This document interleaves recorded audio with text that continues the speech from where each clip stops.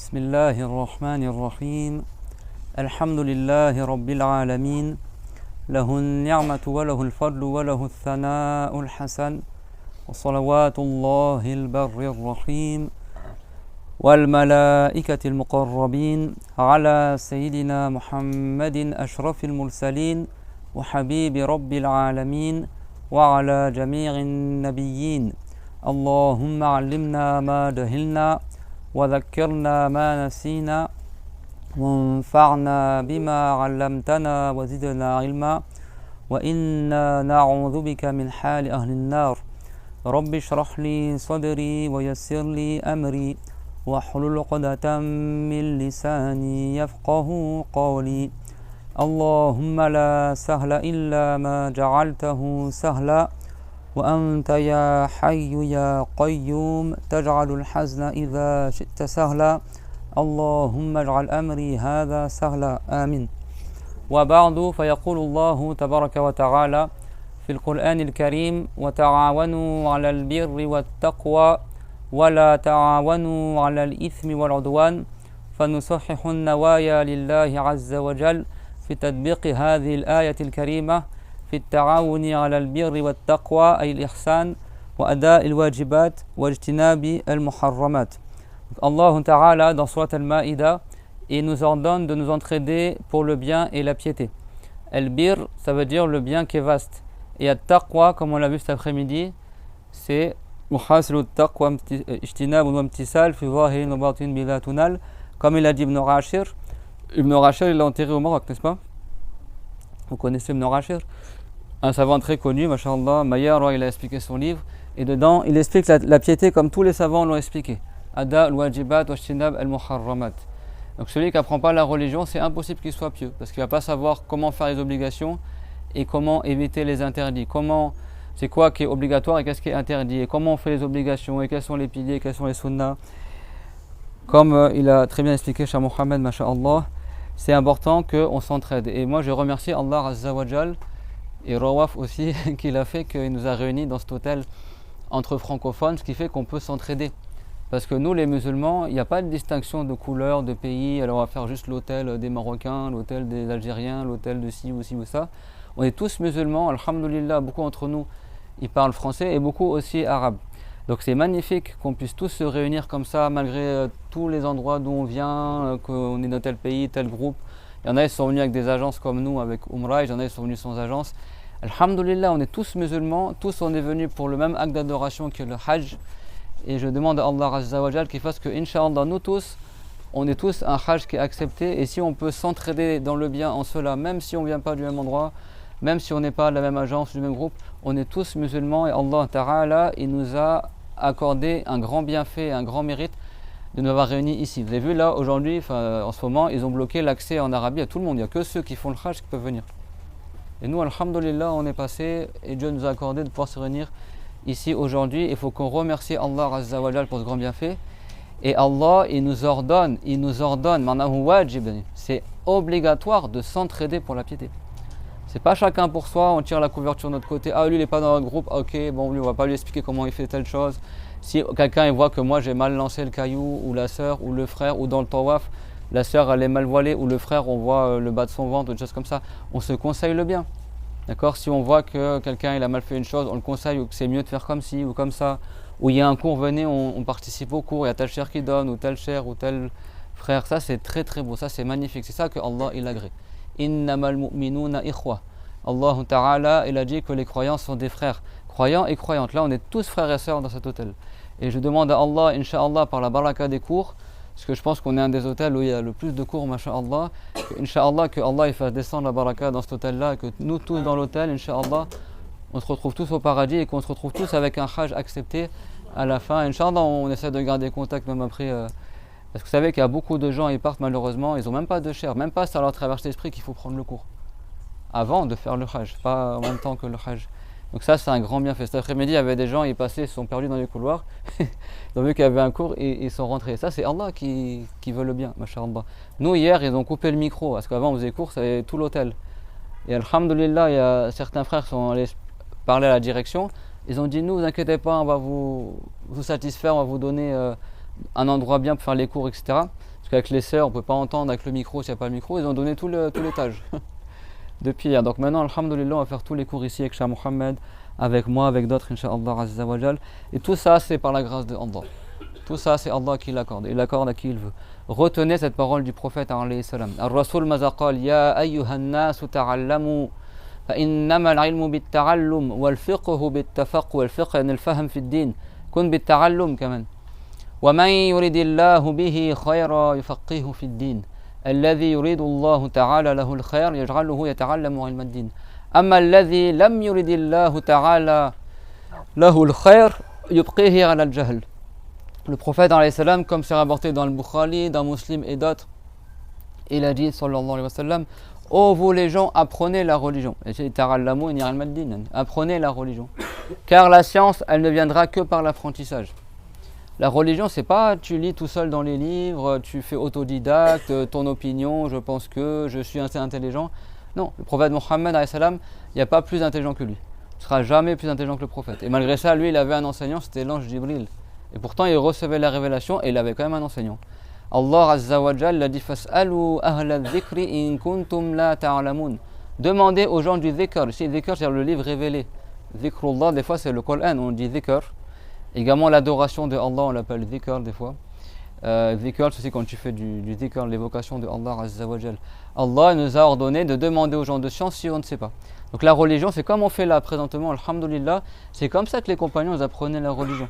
Ça c'est avec le prophète Mohammed alayhi salam, et ils prenaient la science par transmission orale. C'est comme ça que tu comprends bien la religion, avec des gens dignes de confiance, et c'est comme ça que la science, elle s'apprend. Pas juste en lisant tout seul dans les livres sans enseignant, ou tout seul sur internet, après tu t'égares, et si tu t'égares, c'est pas à la faute de l'enseignant uniquement, c'est à ta faute aussi, à toi. Parce que le prophète, sallallahu alayhi wa sallam, tout le monde connaît l'histoire qui est rapportée dans le Bukhari. Il y avait un homme, il était djounoub, il devait faire le roussoul, les grandes ablutions. Il était en voyage avec des compagnons, et il a été blessé à la tête, s'est ouvert la tête. En islam, on n'a pas le droit de se nuire, n'est-ce pas? Mais lui, il avait la tête ouverte, il avait une plaie ouverte. Et il a dormi la nuit. Voilà, le mani il est sorti, il devait faire le roussoul, de faire les grandes ablutions. Normalement, tu dois laver la tête. Donc il a demandé à ses compagnons: qu'est-ce que je fais? J'ai la tête qui est ouverte. Et ils ont dit: bah nous, tout ce qu'on sait, c'est qu'à la base, si tu es djounoub, tu dois faire le roussoul. Donc lui, qu'est-ce qu'il a fait? Il est parti faire le roussoul dans une rivière ou tel que cela. L'eau, elle est rentrée dans la tête et il est mort. Il a demandé aux mauvaises personnes. Eux, ils ont répondu sans science qu'il y a des règles religieuses de base. Mais après, il y a toujours des exceptions, des cas particuliers, et des choix, ça s'adapte par rapport au cas de la personne. Eux, ils connaissaient juste la règle de base. Tu es djounoub, tu fais le roussoul. Oui, mais bon, si tu as une plaie ouverte dans la tête, tu vas pas te nuire. Allah Ta'ala, il a dit: Wala taqtulu anfusakum. Ne vous tuez pas vous-même. Bah lui, il a demandé aux mauvaises personnes. Donc eux, là, les mauvaises personnes, ils n'avaient pas le droit de parler sans science. Déjà, ça c'est haram, c'est un grand péché. D'ailleurs, je vous fais le rappel, chers tous et toutes, que si tu veux que ton hajj, ça soit une cause d'effacement de tous tes péchés, il faut que tu évites les grands péchés durant le hajj. Parmi les grands péchés en dehors du hajj ou dans le hajj, c'est le fait de parler sans science. Si quelqu'un il parle de sa tête dans la religion, il arrive, il dit: toi ton tawaf c'était pas valable, ou toi c'est pas comme si, ou... mais il sait pas. Les grands pécheurs, il est maudit par Allah, cette personne-là. Son hajj il n'est pas agréé par Allah Azza wa Jalla. Il perd la récompense de son hajj. Il y a des grands péchés, c'est pas que boire de l'alcool, manger du porc et faire la fornication. Les grands péchés, c'est aussi faire la médisance d'impieux, semer la discorde entre les frères ou les sœurs, tu colportes les paroles les uns aux autres pour que les gens se disputent entre eux. Ça, c'est ce qu'on appelle la namima, c'est un grand péché. L'insincérité, c'est un grand péché. L'insincérité, tellement c'est un grand péché quand tu fais les choses pour l'éloge des gens. Combien de gens ils vont au hajj, pour qu'après quand ils rentrent chez lui, tout le monde l'appelle hajj, moi j'ai fait le hajj, ça y est, appelez-moi hajj maintenant, etc. On ne fait pas le hajj pour ça, même si les gens ne sont pas au courant. Alhamdulillah, nous on a fait le hajj pour Allah.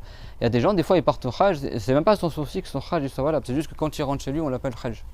Ou pour qu'il ait la réputation, moi j'ai fait 4 fois le hajj, 5 fois le hajj. Si quelqu'un il fait les choses pour l'éloge des gens, pour que les gens ils le respectent, lui on dit qu'il est insincère. Tellement c'est un péché qui est grave, que le prophète il l'a comparé au shirk. Vous vous rappelez cet après-midi on a parlé du shirk, celui qui adore autre que Allah. Bah lui c'est comme si au lieu d'avoir l'agrément de Allah, il veut l'agrément des gens. A'udhu billah. Et donc le prophète alayhi salam, il a dit: ittaqur riya'a fa innahu shirkul azghar. Ça veut dire prenez garde à l'insincérité car c'est le petit shirk. Ça ressemble au shirk, c'est le shirk mineur. D'accord? Donc quand on fait notre hajj également, on le fait uniquement pour l'agrément de Allah. Uniquement pour l'agrément de Allah Azza wa Jal. D'accord? On sait pas pour l'éloge des gens, c'est pas pour...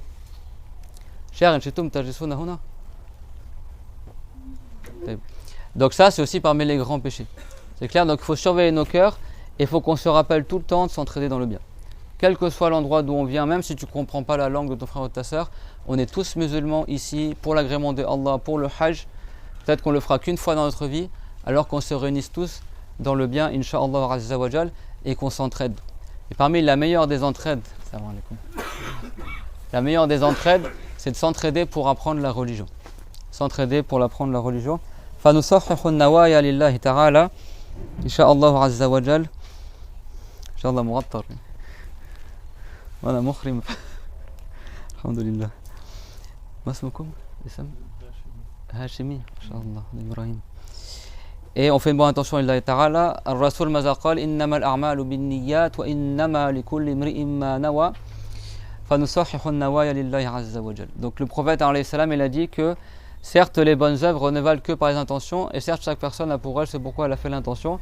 Donc on fait tous une bonne intention. Aujourd'hui, moi en premier, vous aussi, Inch'Allah, on apprend pour l'agrément de Allah, on révise ensemble. Je sais que beaucoup parmi vous, ils ont appris la religion, Masha'Allah. On révise, d'accord, on révise.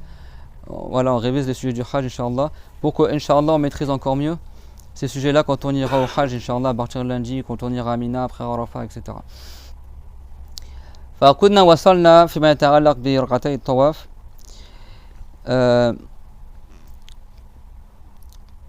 يقول ثم إذا فرغ من الطواف صلى ركعتين سنة الطواف ينوي بهما سنته خلف المقام أي مقام إبراهيم أفضل ويزيل هيئة الاتباع فيهما أي عند إرادة فعلهما لا في نفس الصلاة. Donc après le tawaf, c'est recommandé de faire quoi? Prière de raka qu'on appelle les 2 rakas du tawaf. Ça c'est une sunna importante dans certaines écoles. Dans d'autres écoles, c'est même obligatoire. D'accord, chez les Malikites, n'est-ce pas, c'est obligatoire la prière, rakata et tawaf. Chez les Chavirit, c'est sunna mu'akkada. Le mieux, c'est que tu le fasses. Et on a vu quoi cet après-midi? Qu'est-ce qu'on récite dans les 2 rakats du tawaf? Soit al-kafirun, première raka, soit al-ikhlas, la deuxième. Tout ça, c'est pas obligatoire, d'accord? C'est sunna, mais si tu fais la sunna, tu fais comme ça, c'est mieux. Et tu l'as fait derrière le maqam de Ibrahim. Alors pour les hommes qui avaient fait l'ittibar, c'est quoi l'ittibar? Vous vous rappelez, c'est quoi l'ittibar? C'est quand tu mets le milieu de ton rida sous l'épaule droite et tu le mets en travers comme ça. هذا السنة للرجال ليس للنساء وهذا السنة في الطواف الذي يعقبه الذي بعده سعي. Le tawaf après lequel tu vas aller au sari. Donc tawaf al-ifada pour ceux qui n'ont pas fait le sari avant après tawaf al-qudum. Et tawaf al-qudum, tawaf d'arrivée, si quelqu'un il est en état d'ifrad, il fait le sari après, ou celui qui fait la umrah, après il va faire le sari après le tawaf. Donc l'homme, c'est recommandé qu'il mette ce bout-là sous l'épaule et après le rabat comme ça, d'accord? Après les frères, vous savez, des fois il y a beaucoup de femmes dans le tawaf, si tu crains de perdre ton wudu, si une femme elle te touche, reste comme ça, d'accord? Mais les savants ils disent quand tu vas faire la prière de raka de tawaf, tu enlèves cette posture-là, d'accord? Tu remets ton châle sur les épaules normales et tu fais la prière sans avoir le truc en travers. Et le châle en travers, tu ne le mets pas avant d'arriver à la mosquée, tu le mets quand tu vas commencer le tawaf. Quand tu commences le tawaf, hop, tu changes ton châle et tu commences le tawaf. D'accord? Et ça, tu ne fais pas dans le tawaf avant de rentrer chez toi, tawaf al-wada'. فإذا أراد الصلاة بعد الطواف يزيل هيئة الاتباع ويصلي مع الرداء يعني بشكل عادي على الكتفين ويصلي ركعتي الطواف. قلنا يقرأ في الأولى بعد الفاتحة قل يا أيها الكافرون سورة الكافرون بكاملها وفي الثانية قل هو الله أحد ثم يدعو خلف المقام. قلنا اليوم أنه خلف المقام كذلك عند الحجر الأسود كذلك عند الملتزم ما بين الحجر الأسود والباب باب الكعبة كذلك في الكعبة كذلك في حجر إسماعيل وتحت ميزاب الرحمة الدعاء مستجاب هناك عند المقام عند الحجر الأسود عند الملتزم في حجر إسماعيل تحت ميزاب الرحمة إذا تسنى لك أن تدخل إلى الكعبة فالدعاء كذلك مستجاب في الكعبة الدعاء مستجاب أثناء الطواف والدعاء مستجاب أثناء السعي. Donc il y a environ 15 endroits que les savants ont cités où les invocations sont exaucées. Après Allah est tout puissant à exaucer des invocations où que tu sois. Mais il y a des endroits bénis, comme on a vu cet après-midi, où il y a plus de chances que les doras soient exaucées. Si tu as la chance, que Dieu nous l'accorde, Amin, de rentrer dans la Kaaba, les doras sont exaucées à l'intérieur de la Kaaba. Le prophète, il priait dans la Kaaba. La Kaaba, c'est une mosquée aussi. Kana yajral al-bab khalfa dhahrihi wa yusalli bayna al-amudayn, comme ça rapporte dans le Bukhari. il rentrait dans la Kaaba, il mettait la porte dans son dos et il priait devant entre les deux piliers, à une distance de 3 coudées entre le mur et le mur de la Kaaba et entre les deux piliers. Donc les doras sont exaucés dans la Kaaba également. Dans le tawaf, dans le sari, auprès de la pierre noire, entre la porte et la pierre noire, ce qu'on appelle le multazam, dans le hijr de Ismaïl et également auprès du maqam de Ibrahim. C'est quoi le maqam de Ibrahim? C'est une pierre du paradis à la base, d'accord, sur laquelle Ibrahim s'est mis debout pour reconstruire la Kaaba, alayhi salatu wassalam. Donc après que tu as fait 2 rakas derrière le maqam d'Ibrahim ou plus loin, après il y a du monde, des fois tu peux pas, c'est bien de revenir auprès du maqam et d'invoquer Allah Azza wa Jal. C'est des dieux qui sont bénis et donc les invocations elles ont plus de chances d'être exaucées. Et bien sûr tu invoques Allah, tu vas pas invoquer le maqam, non, on n'adore pas les pierres et les idoles ou comme les mouchriquins, na'udhu billah. Donc tu demandes à Allah Azza wa Jal auprès de maqam de Ibrahim. يقول ثم يدعو خلف المقام موضع صلاته فإن لم يصلي خلف المقام فالأفضل أن يدعو في الحجر. Donc si quelqu'un il n'a pas prié dans le maqam d'Ibrahim, le mieux c'est faire des doras, il va dans le hijr d'Ismaïl. Le hijr d'Ismaïl a été dit que profond sous la terre, le prophète Ismaïl l'a enterré dessous. Certains ils ont dit ça. Et hijr d'Ismaïl في الماضي كان جزءا من الكعبة لذلك المالكية وغيرهم يقولون عند الطواف تبتعد 6 أذرع عن المقام، يعني المقام يكون دون الكعبة فلا بد أن تطوف خارج مقام الحجر الإسماعيل. Le Hijr Ismaïl, l'arc de cercle que vous voyez là, à côté de la Kaaba, ici là, ça faisait partie de la Kaaba dans le passé. Donc quand tu fais le tawaf, il faut que tu passes à l'extérieur, d'accord, à environ 6 coudées, comme disent les Malikites, d'accord, du bord, pour pas passer dans la Kaaba. Donc si tu n'as pas pu faire des doras derrière le maqam d'Ibrahim, si tu peux, tu rentres dans le hijr. Aujourd'hui c'est compliqué d'entrer dans le hijr. Il y a 15 ans, ils te laissaient rentrer après le tawaf, tu pouvais même prier dans le hijr. Moi je l'avais fait à l'époque, je me rappelle. Bon maintenant ça change à chaque fois, des fois tu peux, des fois tu peux pas. Là c'est des sunnahs, si tu n'arrives pas à les faire, masha'Allah, okay. Si tu peux les faire, fahani an laka. ثم بعد الصلاة والدعاء يرجع فيستلم الحجر الأسود ويقبله ويسجد عليه، يعني يضع جبهته على الحجر الأسود ويأتي الملتزم ويدعو بما أحب. Après cela, qu'est-ce que tu fais? Après que tu as fait la prière de raka et les invocations, les savants disent c'est recommandé que tu reviennes à la pierre noire et tu fais cette dora là-bas également. Et tu fais l'istilam, tu mets tes mains dessus et tu poses ton front dessus. Bon ça c'est compliqué aussi, mais si tu peux, c'est également parmi les sunnahs. Et il invoque ce qu'il veut. Après, si la personne elle veut faire le sari juste après le tawaf, comme c'est bien à la base, sauf si lui par exemple c'est tawaf al-Qudum, après il va faire le sari plus tard, après tawaf al-Ifada, et ben il sort par la porte qu'on appelle la porte de As-Safa. Quand tu termines le tawaf, après tu as le maqam d'Ibrahim, tu vas plus loin tout droit, tu arrives, il y a la porte, c'est marqué en vert là, il a le masra, en direction du masra. Masra ça veut dire l'endroit du sari.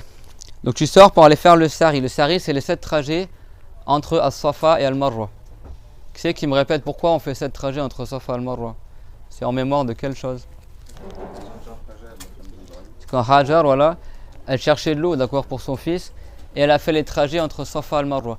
في الماضي الصفا المروة كان جبلين وبينهما واد منخفض إلى الآن يعني في الطابق الأرضي تنزل قليلا عندما تسعى، لكن في الماضي كان أخفض أعمق يعني وذلك ثم هذا الوادي فصار يعني شبه الأرض. Dans le passé, il y avait une vraie vallée entre des montagnes. Tu descendais, tu remontais, tu descendais, tu remontais. Après, avec le temps, ils ont rebouché avec de la terre, des choses comme ça. C'est devenu presque comme la terre plate. Mais jusqu'à aujourd'hui, quand tu es au rez-de-chaussée, quand tu fais le sari, ça fait, tu montes un peu, ça redescend comme ça. D'accord? Donc là, c'est ce qu'on va parler aujourd'hui, Inch'Allah, du sari. فكلامنا اليوم إن شاء الله سيكون بإذن الله عز وجل في السعي. فيقول وله تأخيره أي السعي بعد طواف الإفاضة. يعني من عمل الإفراد وطاف طواف القدوم إن شاء يقدم السعي بعد طواف القدوم إن شاء يؤخره إلى طواف الإفاضة. Alors beaucoup de gens parmi nous, ça que nous on est encore en tenue d'ihram là, la plupart des gens quand ils viennent ici, ils font ce qu'on appelle tamattu'. Ça veut dire que eux ils arrivent en rituel de Umrah, comme vous avez fait je pense beaucoup parmi vous, tous les frères je vois que tu es en premier. Et ils arrivent, et donc ça c'est le mieux chez certains savants, il y a divergence chez les savants, donc ils ont tous divergé, c'est quoi le mieux, l'ifrad, tamattu', qiran. Chez les hanafites c'est le qiran le mieux, tu fais le hajj et la umrah ensemble. Chez les shafirites le mieux c'est le ifrad, tu fais d'abord un hajj complet et après la umrah. Chez les Hanbalites, le mieux c'est tamattur. Tu arrives en état de rituel pour une umrah, tu arrives à la Mecque, tu fais le tawaf, tu fais le sari, tu rases la tête, tu as terminé ta umrah. Après, tu es devenu halal, tu n'as plus la sacralité. Tu attends que le hajj il va commencer. Après le 8 de Dhul Hijjah, par exemple, tu mets l'entrée rituelle du hajj et tu commences ton hajj. Et après, tu dois compenser ce tamattur par le fait d'égorger un mouton. D'accord? Une brebis de 1 an ou alors une chèvre de 2 ans. Le mieux, c'est de l'égorger le matin de l'Arid. Donc, tout le monde a prévu ça. Si quelqu'un n'est pas capable d'égorger le mouton, il jeûne 10 jours. 3 jours dans le hajj et 7 jours quand il rentre chez lui. Les 3 jours dans le hajj, les savants ils disent que le mieux, c'est que tu les jeûnes avant Arafah. Arafah, comme on sait, c'est le meilleur jour de l'année. Ceux qui ne sont pas au hajj, c'est sunnah qui jeûnent Arafah. Ceux qui sont au hajj comme nous, c'est pas sunnah qu'on jeûne Arafah parce qu'on a besoin de notre énergie pour faire des doras. C'est bon? Donc il ne va pas jeûner son jeûne pendant le jour de Arafah. Donc le mieux, c'est qu'il jeûne le 6, le 7 et le 8. C'est-à-dire qu'il rentre en rituel de hajj avant le Yom el-Tarwiyah, avant la veille de Arafah. C'est bon? C'est-à-dire par exemple aujourd'hui, demain. Et pour le hajj, comme vous le savez, c'est pas besoin de, j'aurais pu parler français, t'as pas besoin de sortir du haram de la Mecque. Pour le hajj, le miqat du hajj, c'est la Mecque. C'est bon, restez concentrés. Si vous avez des questions, l'enseignant il est là, d'accord? Parce que moi ça me perturbe aussi. Si vous avez une question dans le cours, vous demandez à l'enseignant. Pas vous discuter entre vous, dire que vous discutez entre vous, vous n'écoutez pas ce que je dis. Et en plus vous perturbez ceux qui sont à côté de vous qui veulent écouter le cours et vous perturbez l'enseignant qui lui donne le cours et voit que les gens ils discutent en même temps. D'accord? Donc s'il y a une question, comme le frère, masha'Allah, t'appelles comment? Nabil. Voilà, comme Nabil. Nabil en arabe ça veut dire quoi? Intelligent, d'accord? Donc faire preuve d'intelligence. Vous posez la question à l'enseignant parce que souvent vos questions, il y a peut-être 4 personnes qui ont la même question que vous mais qui n'osent pas la poser. Et donc des fois quand tu poses ta question dans le cours, et ben, moi aussi j'avais la même question et les gens ils sont contents d'entendre la réponse. D'accord? C'est quoi la question? C'est quand tu as l'habitude en fait, de faire du jeûne le lundi, le jeudi ou ouais. le jeûne de Daoud, est-ce que tu dois interrompre cette pratique pendant le hajj? Alors là, le jeûne lundi, jeudi ou le jeûne de Daoud, c'est des jeûnes sunnah. Là, c'est un jeûne obligatoire. Donc 3 jours dans le hajj ça ne dure pas 1 an. Hein. Le hajj, ça commence à Arafah, après tu as le jour de l'Aïd, après tu as les 3 jours de At-Tashriq, après c'est fini. Donc tes 3 jours-là, soit tu les jeûnes avant Arafah, soit après Arafah et après l'Aïd parce que c'est haram de jeûner le jour de l'Aïd. C'est pour le jeûne obligatoire. Voilà, donc si quelqu'un a des jeûnes sunnah, il priorise l'obligation. Si lui il a fait tamattur, il doit jeûner obligatoirement, s'il peut bien sûr, 3 jours durant le hajj. Donc pour pas qu'il les jeûne pendant que lui il jette les cailloux dans les bassins, parce que certains savants ils disent que tu n'as pas le droit aussi de jeûner le jour de At-Tashriq. Mais comme c'est rapporté dans Al-Bukhari, comme Cheikh Mohammed il l'a enseigné, masha'Allah, mais dans le Bukhari c'est rapporté que le prophète il n'a pas autorisé qu'on jeûne les 3 jours de At-Tashriq, sauf pour celui qui est au hajj, ce qu'on appelle Ayam Mina. Abu Bakr il le faisait, Aïcha le faisait. Quand tu es en période de hajj et que tu fais ta matour ou qiran, c'est aussi pour le qiran, tu dois égorger un mouton. Si tu ne peux pas égorger un mouton, tu jeûnes 3 jours dans le hajj et 7 jours idha raja'tum, comme c'est marqué dans le Coran, quand tu rentres chez toi. Donc ces 3 jours-là, il faut que tu débrouilles pour que tu les fasses durant le hajj. Mais toi, le hajj, nous par exemple, on est arrivé de Médine il y a presque 1 semaine. Quand on a quitté Médine en train, on a fait l'ihram déjà là-bas. Ça fait déjà plusieurs jours qu'on est en rituel de hajj. Pour nous, on est déjà dans le hajj, nous qui faisons ifrad. Donc toi, tu peux choisir d'allonger ton hajj.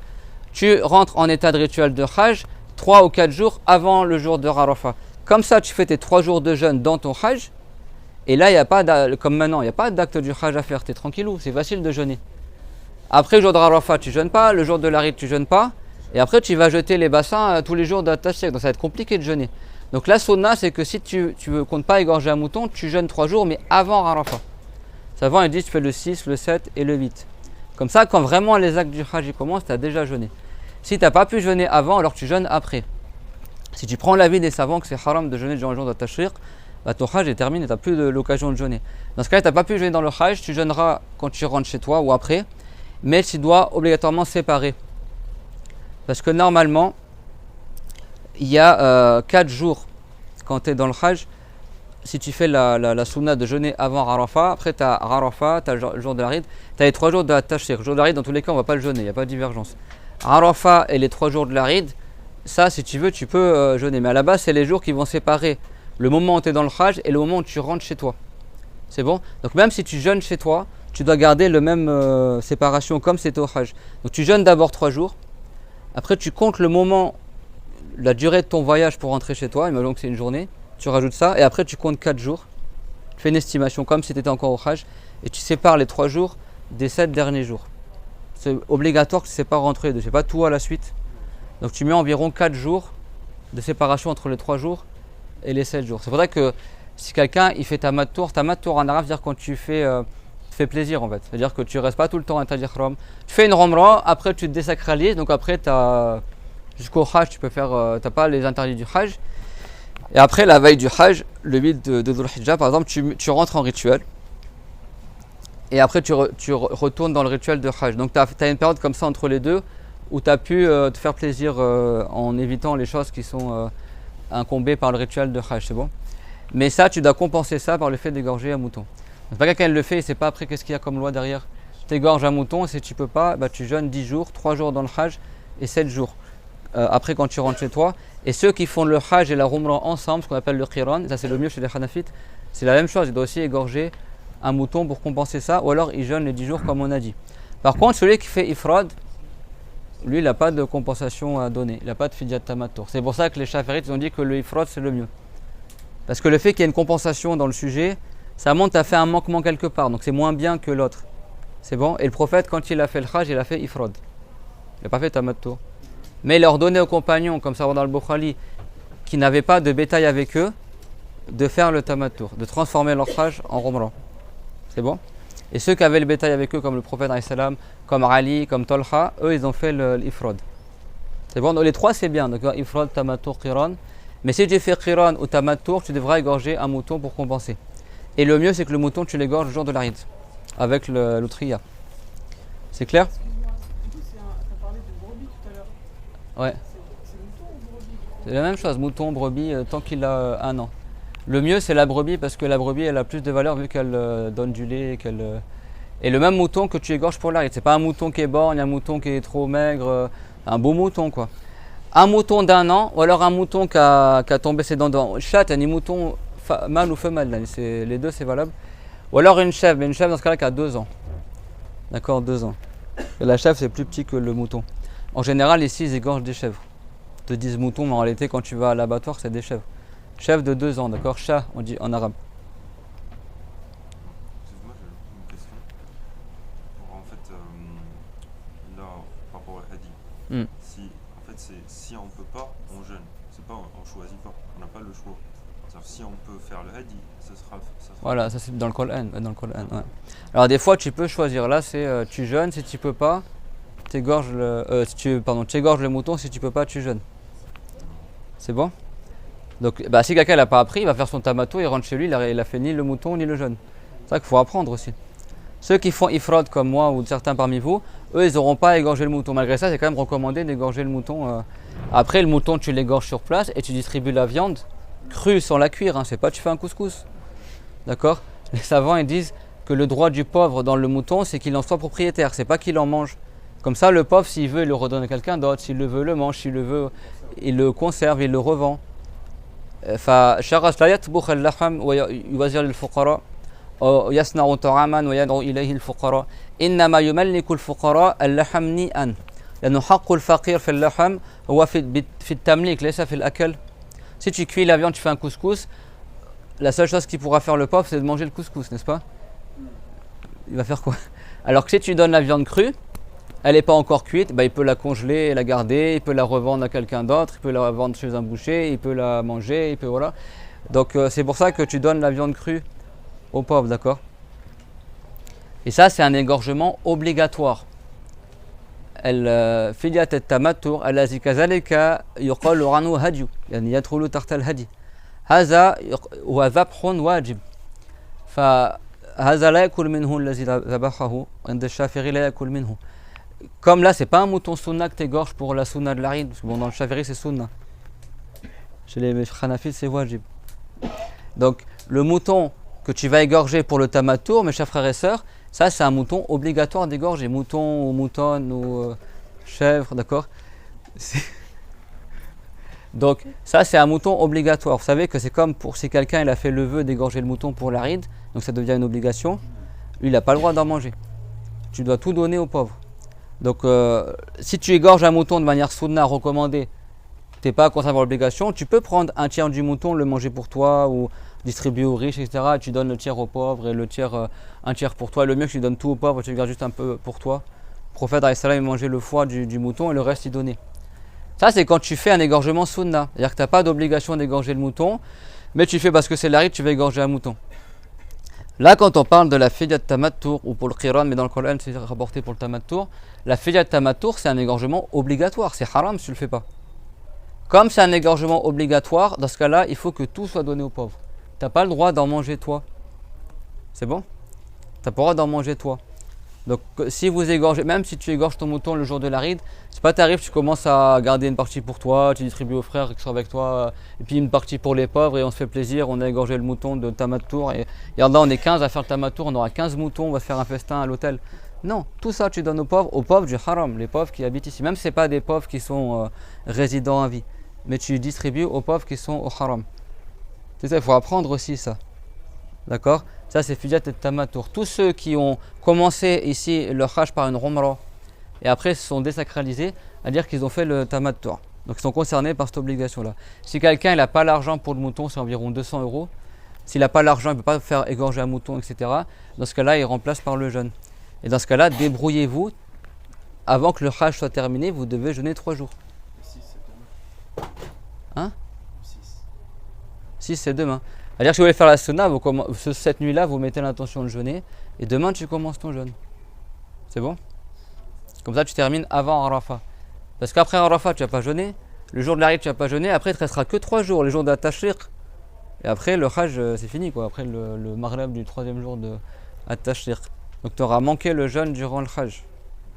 Si tu as une excuse pour manquer ton jeûne, tu jeûneras chez toi et tu verras que tu sépares entre les jours. Ça c'est marqué dans le Coran. D'accord, c'est marqué dans le Coran, c'est pas le hadith, c'est le Coran.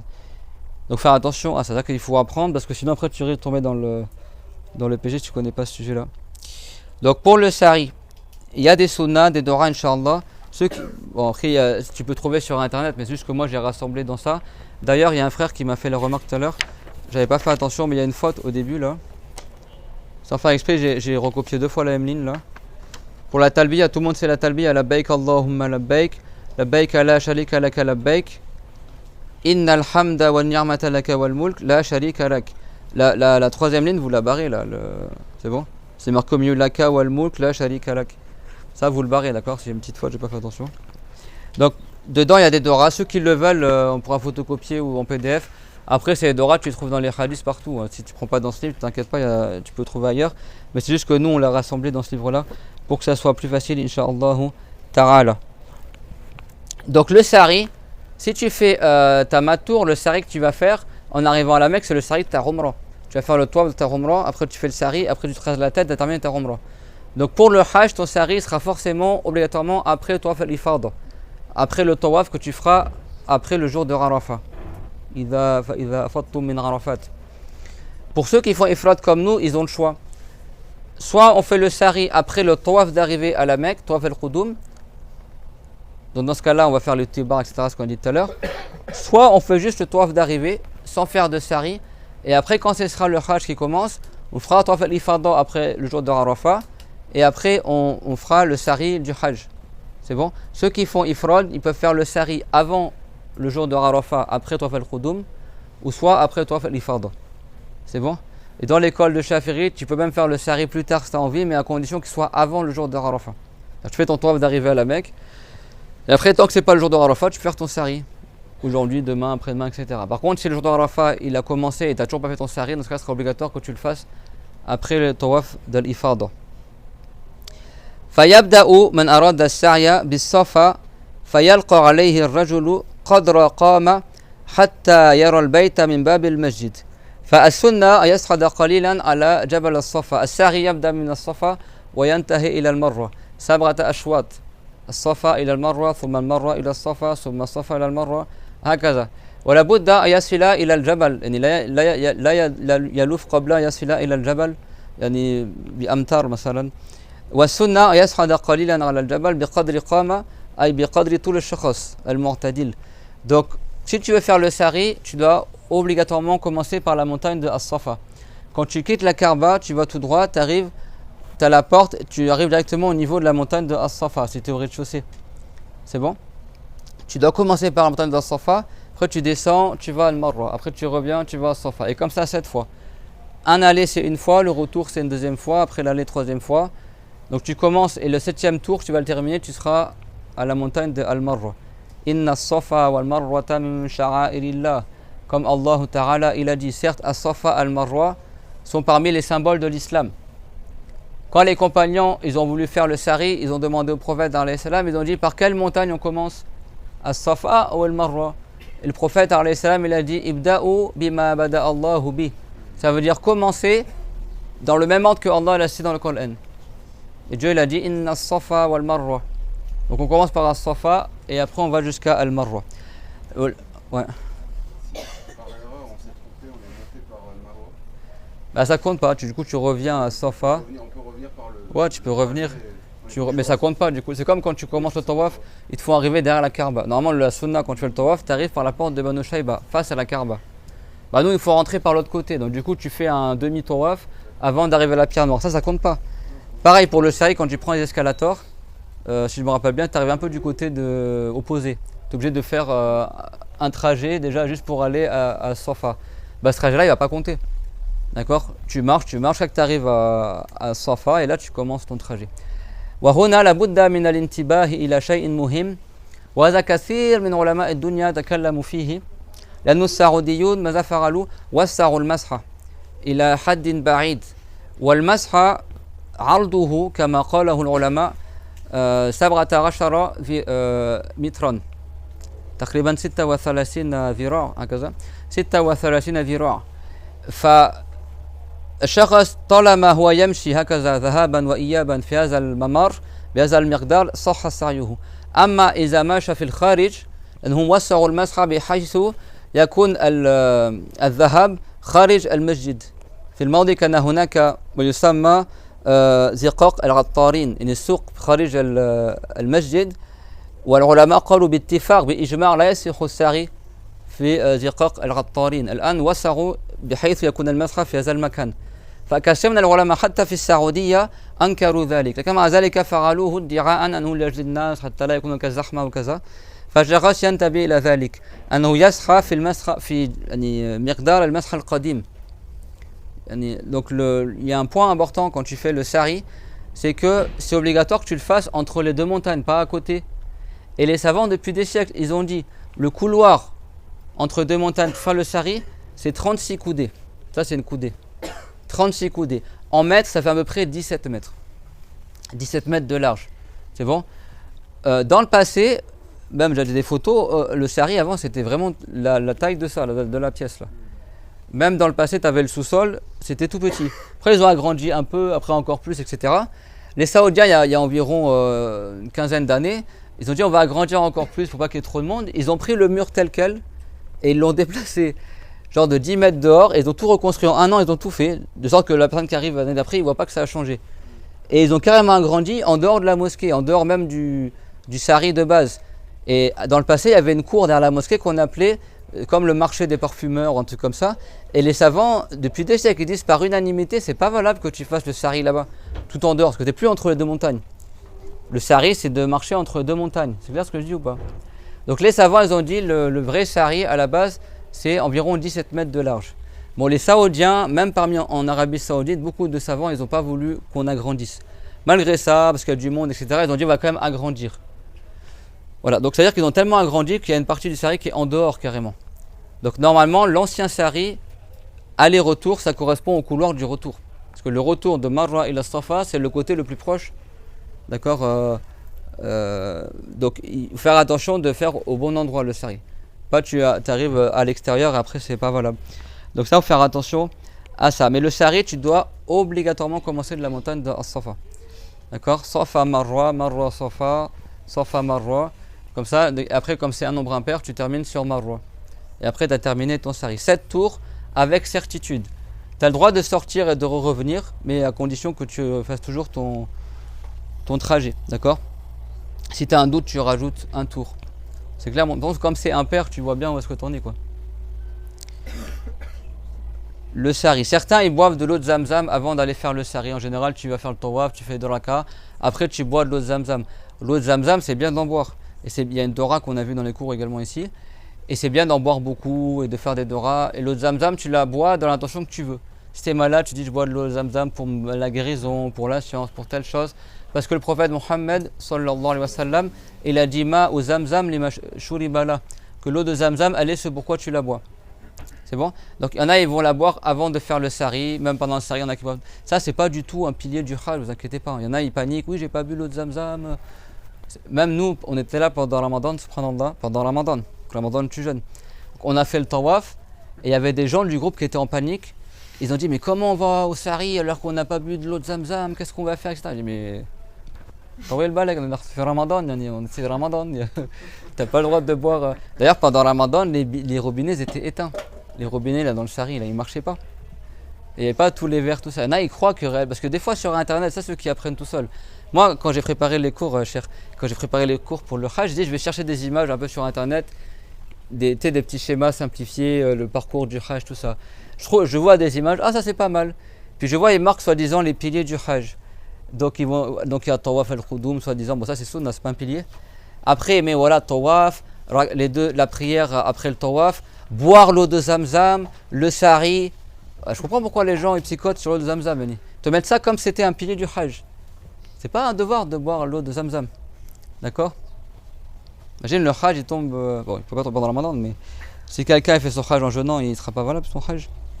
Ou ça rendra. Mais c'est bien de boire de l'eau de Zamzam. À la base, la source qui a l'eau de Zamzam, elle est à côté de la Kaaba. Donc les gens, quand ils terminent le tawaf, même le prophète, il le faisait en salam. Après, il allait voir les gens qu'on appelait Ahl Surqiya, les gens qui puisent l'eau dans le puits. Et à l'époque, c'était Al-Rabbas, l'oncle du prophète, s'occupait de ça. Al-Rabbas et son fils Abdullah. C'est pour ça que dans les jours de Mina, vous savez que les savants, beaucoup de savants, ils ont dit que c'était un devoir que tu dormes à Mina les jours de Tashriq. Certains savants ont dit que c'est sunna, certains ont dit que c'est un devoir. Et Al-Rabbas, l'oncle du prophète, lui, il était parmi les tribus qui s'occupaient de la Surqiya, même à l'époque de la Jahiliya. C'est une tradition très ancienne. Même dans la Jahiliya, ils continuaient de faire ça. Et ça, c'est resté après l'islam aussi. Le prophète, il a dit, toutes les choses de la Jahiliya, ils sont annulées. Ça, c'est dans le discours d'Al-Wadar, quand il était, avant d'arriver à Arafah. Dans la vallée de Urana, quand il a quitté Namira, il était sur la chamelle de Al-Qaswa. Et avant d'arriver à Arafah, pour le Wouqouf, il a fait un discours qu'on appelle le discours de l'adieu. Un discours très connu, Inch'Allah, j'avais l'intention de vous le lire dans le séjour. Si j'oublie pas, on vous le donnera, Inch'Allah. Et dedans, il commence le discours et dit tout ce qui était dans la Jahiliya, c'est en dessous de mes pieds. On arrête toutes ces bêtises-là, ceux qui veulent venger leur tribu, le tribalisme, et le gain juraire, et ci et ça. Il dit sauf deux choses. Et il a dit, il y avait la Sidana et As-Siqaya. C'est-à-dire le fait de préserver les clés de la Kaaba, que Banu Shayba il garde la clé de la Kaaba. Dans la Jahiliya, il faisait, après la Jahiliya, il le faisait toujours. Jusqu'à aujourd'hui, c'est Banu Shayba qui ont les clés de la Kaaba. Même les Saoudiens, s'ils veulent rentrer dans la Kaaba, c'est c'est l'héritier des Banu Shayba, il arrive, c'est lui qui ouvre la Kaaba. Et Sidana, donc ça c'est Sidana, ceux qui conservent la Kaaba, qui prennent soin de la Kaaba. Et Siqaya, c'est ceux qui s'occupent d'abreuver les gens avec l'eau de Zamzam. Ça, c'était la famille de Al-Rabbas qui s'occupait de ça. Et du coup, pendant le Hajj, Al-Rabbas, il a demandé l'autorisation au prophète que durant les jours de Mina, donc les jours de Tashriq, il ne dorme pas à Mina et qu'il aille auprès de la Kaaba pour donner à boire aux gens. Et le prophète, il l'a autorisé. Donc les savants, certains, qu'est-ce qu'ils ont dit? Ils ont dit, si le prophète, il a autorisé à Al-Rabbas de ne pas dormir à Mina pour aller abreuver les gens, ça veut dire que c'est un devoir à la base de dormir à Mina. Sinon, il n'y aurait pas eu d'exception. Si tout le monde pouvait déjà d'emblée ne pas dormir à Mina. Vous comprenez ce que je répète? Si Al-Rabbas a demandé l'autorisation au prophète de ne pas dormir à Mina pour s'occuper de donner à boire à la Kaaba, ça veut dire qu'à la base c'est obligatoire de dormir à Mina. Mais fait exception cela, ceux qui donnent à boire à la Kaaba. Et également ceux qui sont occupés à faire paître les chameaux et les brebis. Parce que quand tu dis qu'il faut égorger les moutons, tout ça, dans le passé les pèlerins ils voyageaient avec leurs troupeaux. Pour faire leur fidya, pour le larid, ils voyageaient avec leurs troupeaux de bétail. Donc il faut bien qu'il y ait des gens qui fassent paître les moutons ou les chameaux, etc. Donc également, eux, ce qu'on appelle ceux qui sont occupés à faire paître les moutons, ils sont excusés pour ne pas dormir à Mina. Donc c'est pour ça que certains savants ils ont dit ça prouve que le fait de dormir à Mina c'est obligatoire. C'est clair ce que je dis? Vous voyez le Hajj comment ça se passe. Tu as le 8 de Dhul Hijjah. la veille de Arafat. Ça, on appelle ça le jour de Tarwiya, le jour de l'abreuvement. C'est là où les gens ils ramenaient l'eau pour les pèlerins. D'accord? Et ce jour-là, le 8 de Dhul Hijjah, c'est sunna que tu dormes à Mina. Tu passes avant Arafat, la veille de Arafat, tu dors à Mina. C'est bon? Et tu pries, donc tu vas à Mina, et la sunna c'est que tu pries là-bas le Dhuhr, le Asr, le Maghrib, le Isha et le Subh. Les 5 prières. Jusqu'au Subh, tu restes à Mina, c'est bon? Après le Subh, tu vas juste à côté de Arafat, qu'on appelle Namira. Aujourd'hui, il y a une grande mosquée à Namira. Le prophète, quand il a fait ça, il est arrivé, il avait mis une tente pour lui. Ici, il est rentré. Et après, tu attends jusqu'à que le Dhuhr rentre. Quand le Dhuhr rentre, l'imam, il fait un discours. Il fait un discours, il va expliquer aux gens comment on fait. Il fait le discours avant la prière du Dhuhr. Il fait le discours avant de faire la prière. Il fait le discours, comment ça va se passer à Arafat, etc. Et après, s'ils sont voyageurs, ils vont faire la prière du Dhuhr et du Rassol rassemblé. Ils avancent le Rassol dans le temps du Dhuhr, ils font 2 raka, et ils rassemblent. Si tu n'es pas voyageur, comme nous, ça fait une semaine qu'on est à la Mecque, pour nous, je parle après, je sais pas, nous on fait chaque prière dans son temps. Et on raccourcit pas, on rassemble pas. Dans l'école de Shafiri, après il y a d'autres avis. Et là je parle selon Shafiri. Après il y a d'autres écoles. Et après, à Namira, et après tu vas à Arafat. Et le Wuquf de Arafat commence après le Dhuhr. Quand tu commences la station à Arafat, quand tu restes à Arafat, c'est à partir du Dhuhr. Jusqu'à la nuit, chez les Malikites, c'est le pilier, il se fait la nuit, après le Maghreb, et c'est obligatoire quand même que tu sois la journée. Chez les Shafi'i, que tu sois la journée ou la nuit, c'est valable, mais le mieux c'est que tu sois une partie de la journée, une partie de la nuit. C'est bon? Et après le Maghreb, on va de Arafat à Muzdalifa, et on passe une partie de la nuit, après la moitié de la nuit à Muzdalifa. Le mieux c'est de rester jusqu'au Subh, et après tu as le matin de l'Arid. Le jour d'après, à Arafat, c'est l'Arid. Donc le matin de l'Arid, qu'est-ce qu'on fait en général? On va aller à l'Aqaba, on jette les 7 cailloux dans le bassin de l'Aqaba, on rase la tête. Donc si tu as un mouton égorgé, tu l'égorges, après tu rases la tête, et après tu vas faire le tawaf. La sunna c'est dans cet endroit-là. Tu jettes les cailloux dans le bassin de l'Aqaba. Après tu égorges ton mouton. Si tu as un mouton de l'Arid, c'est le mouton de l'Arid et l'Udhiyya. Si c'est ta mattour, tu égorges ta fidya à ce moment-là. Tu peux égorger plus tard, mais la sunna que ce soit le matin de l'Arid. Et après tu rases la tête pour les hommes, pour les femmes elles coupent les pointes de leurs cheveux par exemple, c'est bon? Ou l'homme s'il veut, il raccourcit ses cheveux. Là, au moins la taille d'une phalange, et le mieux de toute la tête. Mais la sunna c'est de raser. Vous savez, pour les hommes, la sunna, le mieux c'est de raser. Mon frère, tu raseras. Le mieux c'est de raser, d'accord? C'est rapporté que pour chaque poil qui tombe, chaque cheveu qui tombe, je vérifierai, Inch'Allah, le jour de l'Arid. Toi aussi, d'accord? Donc on a tous laissé un peu pousser les cheveux. C'est de raser, le mieux c'est au rasoir, d'accord? Pour chaque cheveu qui tombe, tu auras des lumières au jour dernier. Ça c'est pour les hommes. Le prophète, alayhi salam, il dit Allahumma irfir lil muhalliqin. Oh Allah, pardonne, ou yarham al muhalliqin. Pardonne à ceux qui ont rasé la tête. Alors les compagnons qui n'avaient pas rasé, ils ont dit Wa lil muqassirin, ya Rasulallah. Et ils invoquent aussi pour les muqassirin. Et pour ceux qui ont raccourci mais pas rasé. Et le prophète, alayhi salam, il a répété Allahumma arham al muhalliqin. Oh Allah, pardonne à ceux qui ont rasé. Alors les compagnons qui n'avaient pas rasé, ils ont dit et demande aussi le pardon pour ceux qui ont raccourci. Et le prophète une troisième fois Allahumma arham lil muhalliqin. Oh Allah, pardonne pour ceux qui ont rasé. Et après les compagnons ils ont dit walil muqassirin ya Rasulallah. Il a dit walil muqassirin. Après ils ont dit et pour ceux qui ont raccourci, il a dit et pour ceux qui ont raccourci. 3 fois. Il y a une version c'est 2, une version c'est 3 dans le Bukhari. 3 fois le prophète il a invoqué pour ceux qui ont rasé la tête. Donc le mieux c'est de raser la tête. Mais il a aussi invoqué pour ceux qui ont raccourci. D'ailleurs je vous rappelle que vous savez que le Hajj, quand on aura terminé notre Hajj, Inch'Allah ta'ala, que Dieu nous l'accorde, Amin, de la bonne manière. Après, tu as un secret qui dure jusqu'au mois de Rabi'in al-Awwal. Cher ici, c'est quoi le secret? Est-ce que vous savez c'est quoi ce secret-là? Celui qui rentre du Hajj, il a un secret qui dure jusqu'à le mois de Rabi'in al-Awwal. C'est que tu invoques Allah le pardon pour... quand tu vois quelqu'un qui rentre du Hajj, tu dis Astaghfir lana, demande le pardon à Allah pour nous. Il y a un secret, Allah, Inch'Allah, il exauce les doras. Celui qui rentre du Hajj, il rentre d'un voyage vertueux. Et donc tu demandes le pardon aux gens, tu as un secret. Et ça, ce secret-là de celui qui rentre du Hajj, il dure jusqu'au mois de Rabi'in al-Awwal, le mois où le prophète il est né. Le prophète, il a fait combien de fois le Hajj? Une fois 80 jours avant de mourir, ce qu'on appelle Hajj al-Wada'. Il a fait combien de fois la Umrah? 4 fois, dont une fois il n'a pas pu la terminer. Donc après il a refait la Umrah derrière, Umratul Qada. C'est bon, c'est comme ça qu'on a su aussi comment tu fais si jamais les gens ils t'empêchent de faire ta Umrah ou ton Hajj. Ça s'est arrivé au prophète al-Hudaybiyah. Ils ont été bloqués, du coup ils se sont désacralisés. D'accord? T'égorges le mouton, après tu te rases la tête et tu distribues la viande là où t'es. D'accord? Ce qu'on appelle l'Irsal, ça c'est dans le Coran aussi. 4 fois la Umrah et 1 fois le Hajj. Il a fait le prophète sallallahu alayhi wa sallam. Le Hajj, il l'a fait en l'an 10 de l'Hégire. Et le Hajj a été rendu obligatoire en l'an 8 de l'Hégire. Le 9 plutôt. Le 9, et le prophète il a fait le Hajj le 10, et c'est Abu Bakr qui a fait le Hajj l'année d'avant. Et bien le prophète, à chaque fois qu'il faisait la Umrah ou le Hajj, il rasait sa tête. Pourtant il avait les cheveux jusqu'ici. Hein. Le prophète, il se rasait jamais la tête. Il avait toujours les cheveux longs. Tous les prophètes avaient la barbe et les cheveux longs. D'accord? C'est pas sunnah de se raser tout le temps le crâne. Toi, tu es en rituel de Hajj ou de Umrah toute l'année. Le prophète, quand il se coupait les cheveux, ici, ce qu'on appelle le wafra, à l'aube des oreilles. Il avait les cheveux longs. Et il laissait pousser jusqu'aux épaules. Quand ça commençait à devenir long, il coupait à ce niveau-là.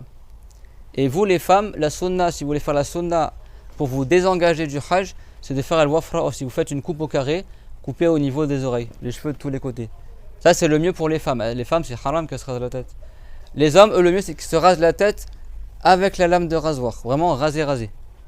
D'accord? Et le prophète, après, il distribuait les cheveux aux compagnons pour que la baraka du prophète, elle reste. Comme ça rapporté dans le Bukhari, dans Muslim. C'était Abu Talha qui rasait. Et la sunna pour les hommes, c'est de commencer par le devant de la tête, côté droit. Et après, quand tu as terminé de raser, tu te dis Allahu Akbar. Et les cheveux, par contre, toi, tes cheveux, tu ne vas pas les distribuer aux gens, tu les enterres, d'accord? Les cheveux, les ongles, on les enterre. Donc toi, une fois que tu as rasé ta tête, la sunna, c'est d'enterrer tes cheveux.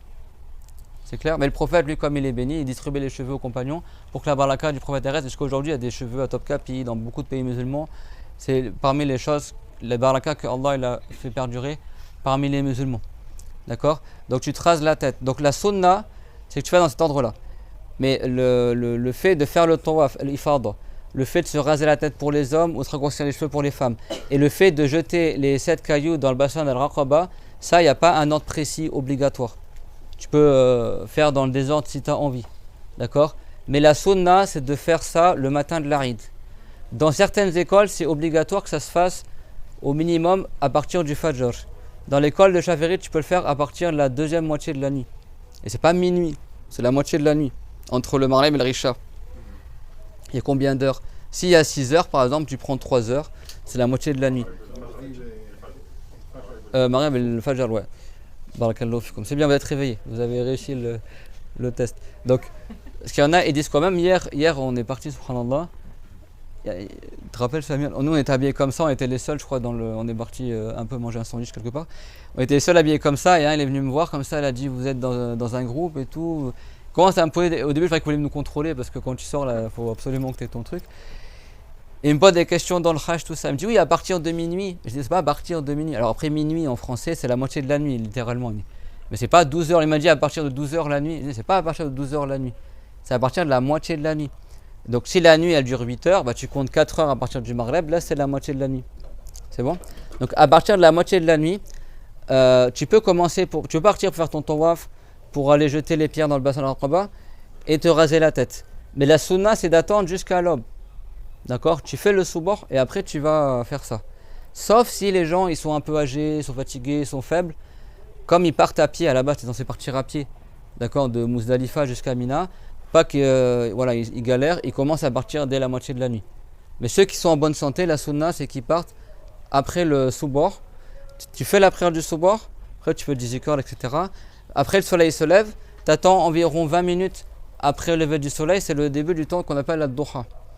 Et là après c'est sunna, tu vas au bassin d'Al-Raqaba, tu jettes les 7 cailloux, c'est vous savez le Jamarat, qui est du côté de la Mecque, pas celui que des mosquées de Khaïf, c'est de l'autre côté, et tu jettes 7 cailloux, juste 7 cailloux dans ce bassin là, et après qu'est-ce que tu fais?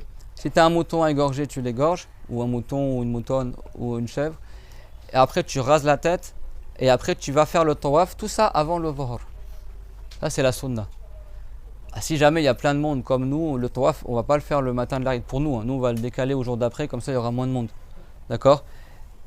Mais après tu peux faire dans le désordre, si tu veux, tu commences par tu rases la tête, après tu fais le mouton, après tu jettes les cailloux. Les compagnons du prophète, ça va dans le hadith, qu'un il arrive et dit moi j'ai lancé avant d'avoir rasé, moi j'ai rasé avant d'avoir lancé. Et à chaque fois le prophète il disait Irmi wala kharaj, irmi wala kharaj. Enfin, comme ça va dans le Bukhari, ils ont dit, ce jour-là, il n'y a pas une personne qui est venue voir le prophète sans que le prophète il dise fais et il n'y aura pas de péché, fais et il n'y aura pas de péché. Il y en a, ils avaient rasé la tête avant de lancer les cailloux.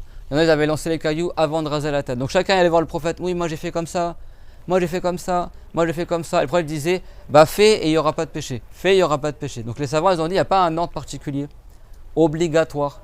Mais la sunna, c'est que tu fasses dans cet ordre-là. Tu fais le soubor, tu attends que le soleil se lève environ 20 minutes après le lever du soleil, donc la taille d'une lance quand le soleil est un peu haut dans le ciel. Après, qu'est-ce que tu fais? Tu as mina, tu jettes les 7 cailloux dans le bassin de Raqaba. Si tu as un mouton, une fidia de tamattour ou le mouton de l'aride que tu veux égorger, t'égorges. Si tu n'as pas, tu n'égorges pas. Tu rases la tête ou tu raccourcis les cheveux. Et après, tu vas partir faire le tawaf à la Mecque. Et c'est ce qu'on appelle tawaf el-ifada. Et c'est ce qu'on appelle aussi tawaf al-rukun. Ce qu'on appelle aussi chez les Hanafites le wajib. Ouais. Tawaf كيف يسمى tawaf الذي بعد الوقوف بعرفة الزيارة tawaf الزيارة. Ils appellent ça le tawaf de l'ifada en référence à la aya فإذا أفضتم من عرفات. Ifada en arabe ça veut dire quand l'eau elle coule, le torrent d'eau. Il y a tellement de monde à Arafat, quand tu quittes Arafat, c'est comme si l'eau se déverse. Et afadtum, ça veut dire c'est comme si toi tu te pousses en dehors de Arafat. Et donc on appelle le tawaf de l'ifada, le tawaf du déversement, du déferlement. On l'appelle aussi le tawaf rukun, le tawaf du pilier du hajj. Là c'est un tawaf obligatoire dans le hajj. On l'appelle aussi tawaf al-ziyara, le tawaf de la visite. On l'appelle aussi tawaf al-fard, le tawaf qui est obligatoire dans le hajj. Donc ça, ce tawaf là, tu le fais le mieux si tu fais le matin de l'Arid. Tu peux le faire la nuit de l'Arid, c'est-à-dire avant le soubor si tu as envie. D'ailleurs, on a dans notre groupe qui ont dit qu'il y en a certains apparemment ils veulent partir dans la nuit avant le matin de l'Arid. Ça c'est permis, mais à condition que ça soit après le milieu de la nuit. Mais dans certaines écoles, je pense que chez les Hanafites c'est comme ça. Oui, c'est pas valable. Voilà, c'est pas valable. Faire attention à ça. Chez les Chaférites, même dans l'école Malik, à partir ouais. de là. C'est ça que nous, il vaut mieux sortir de la divergence. Ceux qui vont partir la nuit avant le soubord de l'Arid pour aller faire le tawaf et jeter le bassin de Raqaba, ça c'est que chez Shafirit. Cheikh et Ahmed aussi. Les deux. D'accord? De toute façon, le cher il va se faire là, on va faire en binôme, Inch'Allah. D'accord? Donc, lui c'est spécialiste 4 écoles. Moi je maîtrise Shafirit un petit peu, Inch'Allah. Mais j'ai appris un peu dans d'autres écoles. Mais chez les parce qu'il y a beaucoup de vous, et beaucoup parmi vous, ils sont malikites aussi, ceux qui viennent d'Algérie, Maroc, le Maghreb, Afrique de l'Ouest. En général, ils suivent Malik. Peut-être qu'ils ne savent pas, mais en général, c'est malikite. Chez les malikites, tu attends le soubor. Tu ne fais pas durant la nuit. D'accord? Chez les Hanafites, c'est pareil. Donc, nous, comme nous, on est organisé par rapport à un groupe à vous. Après, chacun, il fait comme il suit l'école qu'il veut. Mais nous, dans notre programme à nous, avec Umraiz, on avait vraiment fait en sorte qu'on le fera après le soubor. Et après le lever du soleil. Ça, c'est la sunna, d'accord? Et c'est valable dans toutes les écoles. Si tu sors la nuit avant, par contre, c'est pas valable dans toutes les écoles. C'est bon? Et après, ton tawaf. Et donc, après le tawaf, il y a quoi? Le sari, d'accord? Donc, après, le fait de jeter les cailloux dans les bassins, dans Jawat al-Raqaba, ça, dans l'école de Shafiri, tu peux le faire. Alors, dans certaines écoles, tu dois le faire comme chez les Makites, je ne me trompe pas, tu dois le faire avant le Maghrib, pour l'Raqaba. Voilà, tu dois faire, ceux qui sont malikites parmi vous, les 7 cailloux dans le bassin, tu dois forcément, obligatoirement le jeter le jour de l'Arid, avant le Maghrib. C'est bon? Dans l'école de Shafiri, il y a un avis comme ça aussi, mais l'avis qui est connu, c'est que tu peux repousser jusqu'à la fin des jours de la Tashriq. En gros, si le Maghrib y rentre le 3e de la Tashriq, c'est fini tu ne peux plus rattraper le lancer des cailloux. Par contre, le fait de faire le tawaf et de se raser la tête, puis le sari aussi, dans l'école de Shafiri, tu peux repousser, il n'y a pas de limite, quoi. Ils disent il aurait les nihaya. Même si c'est 3 ans après, tu restes en rituel de Hajj pendant 3 ans. Mais déjà pour l'Ifrad, il y en a, ils étaient là, on va rester une semaine. Bon, mais il n'y a pas de limite. Par contre, si tu as manqué le lancer des cailloux dans les bassins et que les jours de la tashriq sont terminés, c'est fini. Tu ne peux plus rattraper, tu devras égorger un mouton. D'accord? Pour compenser ton manquement. C'est clair pour tout le monde ça? Vous avez vu, il y a des règles. Et si toi tu es malikite, il faut que tu apprennes selon Malik. Selon Malik, Aqaba c'est le jour de l'Arid, c'est tout. D'accord? Chez les Shafirites, eux ils disent tout ce qui est lancé des cailloux, tu peux retarder, avancer, machin. Si tu n'as pas lancé le premier jour, tu peux lancer le premier jour dans le deuxième jour et voilà. Et si tu veux, tu peux tout retarder à la fin, au troisième jour, même Jawat al-Raqaba. Mais c'est déconseillé si tu n'as pas d'excuses. Mais ça reste valable. C'est bon? Par contre, le tawaf et se raser la tête, ça, il n'y a pas de limite. Même si tu fais après le jour de Tashriq, etc. D'accord? Mais après, le mieux, c'est de faire quoi? Le jour de l'Arid, le matin de l'Arid. Donc le lendemain de Arafah, tu fais le Subah. C'était à Muzdalifa, tu es parti à Muzdalifa. À Muzdalifa, on prend quoi à Muzdalifa? Les pierres, d'accord. Certains savants, ils ont dit, tu prends les 70 cailloux, toutes les pierres que tu vas jeter, parce que tu as 21 pierres à jeter pour chaque jour de At-Tashriq, plus 7 pierres à jeter le jour de l'Arid pour Jawat al-Raqaba. Certains savants, ils ont dit, tu prends juste les 7 pierres d'Al-Raqaba à Muzdalifa. Et les pierres pour les jours de l'Arid, pour les jours d'At-Tashriq, tu les prends à Mina. Et certains, ils ont dit dans la vallée d'Al-Muhassir. La vallée de Muhassir, c'est là où l'éléphant il s'est arrêté. Tu sais, quand ils ont voulu détruire la Kaaba, là, avec l'éléphant. Vous connaissez cette histoire-là? Qui ne connaît pas cette histoire-là? L'éléphant. Ça, tu as fait une mini-pause, parce que là, on est en plein dans le fiqh. Peut-être même leur cerveau il commence à surchauffer. L'histoire de l'éléphant. L'année où le prophète il est né, alayhi salatu wassalam, le prophète il est né, vous savez où est-ce qu'il est né le prophète? À côté de la mosquée d'Al-Haram. Il y a une bibliothèque derrière. Maktaba, Makkat al-Mukarrama. Oui, elle existe, ouais. On est passé à côté en arrivant. Alhamdulillah. Oui, elle est toujours là. Et il est né là, pas dans la bibliothèque, mais après ils ont fait une bibliothèque par-dessus. À l'époque, le terrain avait été racheté. La mère de Harun al-Rashid, elle avait fait construire une mosquée. C'était une mosquée, après ils ont repris le terrain. Bon, c'est un endroit qui est connu. Le prophète, quand il est né, c'était l'année de l'éléphant. Dans le passé, les Arabes avaient pour habitude de nommer les années par des événements connus. C'est bon? Par des événements connus. C'est clair, tout le monde? Il y avait un Najashi à l'époque, c'était le roi chrétien d'Abyssinie, avant qu'il soit converti à l'islam. Il y avait un chrétien sous ses ordres, qui s'appelait Abraha, un roi qui était au Yémen. Vous savez que les chrétiens avaient essayé de convertir au christianisme les gens au Yémen. Et les Yéménites, ils étaient comme à la Mecque des mouchriquines. Ils n'aimaient pas les chrétiens. Et lui, ce roi-là, il était jaloux des mouchriquines de la Mecque, parce que malgré tout ça, les mouchriquines, alors qu'ils adoraient les idoles et machin, ils continuaient chaque année à aller faire l'image du Hajj. Ils venaient à la Mecque, ils vénéraient la Kaaba, ils respectaient la Kaaba. Donc ce roi-là, il en a eu marre, il a dit, mais moi je vais construire une église énorme, qu'il a nommée Al-Qullays, à Sanra au Yémen, si je ne me trompe pas, et il a fait une grande église, par espoir que les Arabes, au lieu qu'ils aillent faire leur pèlerinage à la Mecque, ils vont faire le pèlerinage chez les chrétiens, dans son église à lui.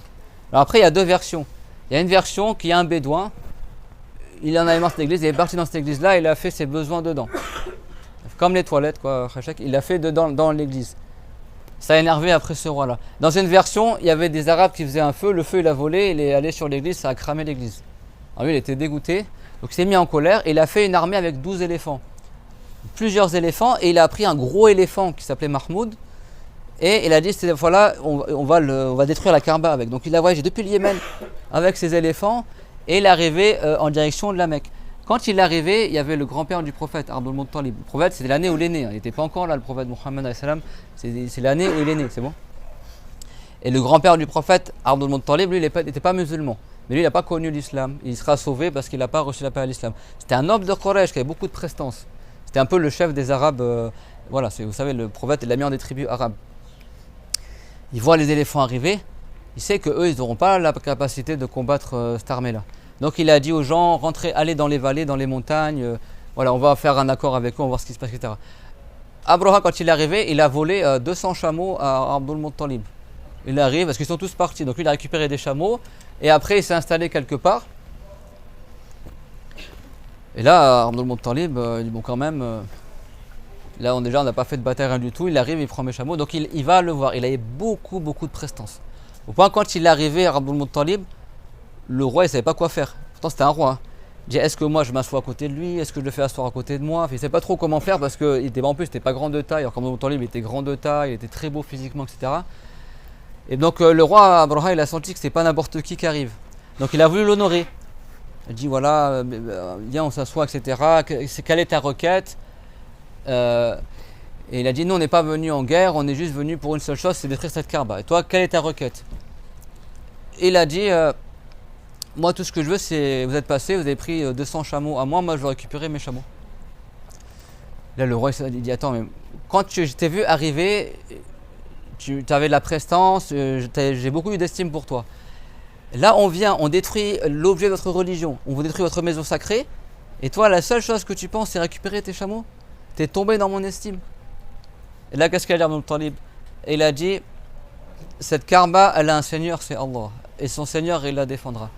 Quant au seigneur de ses chameaux, c'est moi, donc moi, je récupère mon droit. Et après, il dit rendez-lui ses chameaux. Après, il est parti à la Kaaba, Abdul Talib, et il a invoqué Allah. Pourtant, c'était pas un musulman à cette époque-là, mais les mouchriquins, ils savaient que Allah, il est. Et ils savaient que Allah, il protège la Kaaba. Donc il a invoqué Allah parce qu'il n'y avait pas d'armée, il n'y avait personne pour protéger la Kaaba. Ils étaient tous enfuis.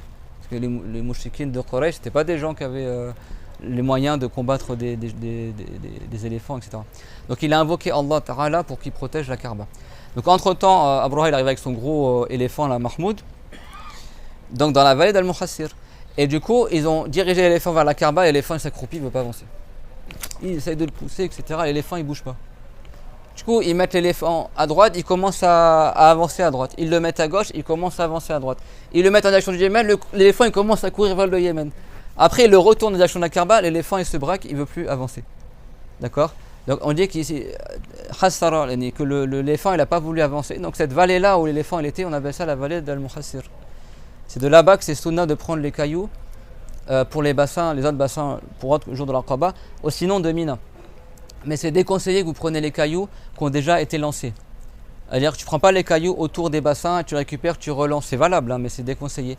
Tu ne prends pas les cailloux à partir de la mosquée, parce que dans le passé, la mosquée qu'il y a là-bas, son sol c'était des graviers. Tu ne prends pas les cailloux de là-bas, et tu ne prends pas les cailloux à l'endroit où les gens ils font leurs besoins. D'accord? Donc certains savants ils ont dit tu prends tous les cailloux à Mousdalifa. Et les cailloux, c'est comme le prophète alayhi salam, il a fait quand il est parti à. C'est le prophète alayhi salam. Il était avec ses compagnons, sallallahu alayhi wa sallam, et il a fait le hajj, il était sur sa monture aussi. D'ailleurs, le tawaf, il l'a fait sur la monture également. Même si chez les Malikites, c'est haram, sauf avec une excuse. Mais le prophète, il l'a fait, d'accord? Donc, dans l'école de Shafiri, on dit que c'est valable. C'est pas interdit, même si tu n'as pas d'excuse. Le prophète, alayhi salam, quand il est parti de Arafah à Muzdalifa, il a voulu honorer un de ses compagnons. Et le prophète, il avait pour habitude que, bien sûr, comme tous les prophètes, il priorise la piété. Inna akramakum indallahi atqakum. Comme on a vu au début du cours, il n'y a pas de différence en islam, la couleur, pas couleur, origine, pas origine, shafirite, malikite, on est tous musulmans, alhamdulillah, bifadlillahi azza wa jal. Le mérite, son jugement de Allah, c'est par la piété. Inna akramakum indallahi atqakum. Le prophète avait le choix entre deux compagnons. Son cousin, très très beau, qui lui ressemblait physiquement, c'est Al-Fadl, fils d'Al-Rabbas. Même famille, même beauté, même clan, etc.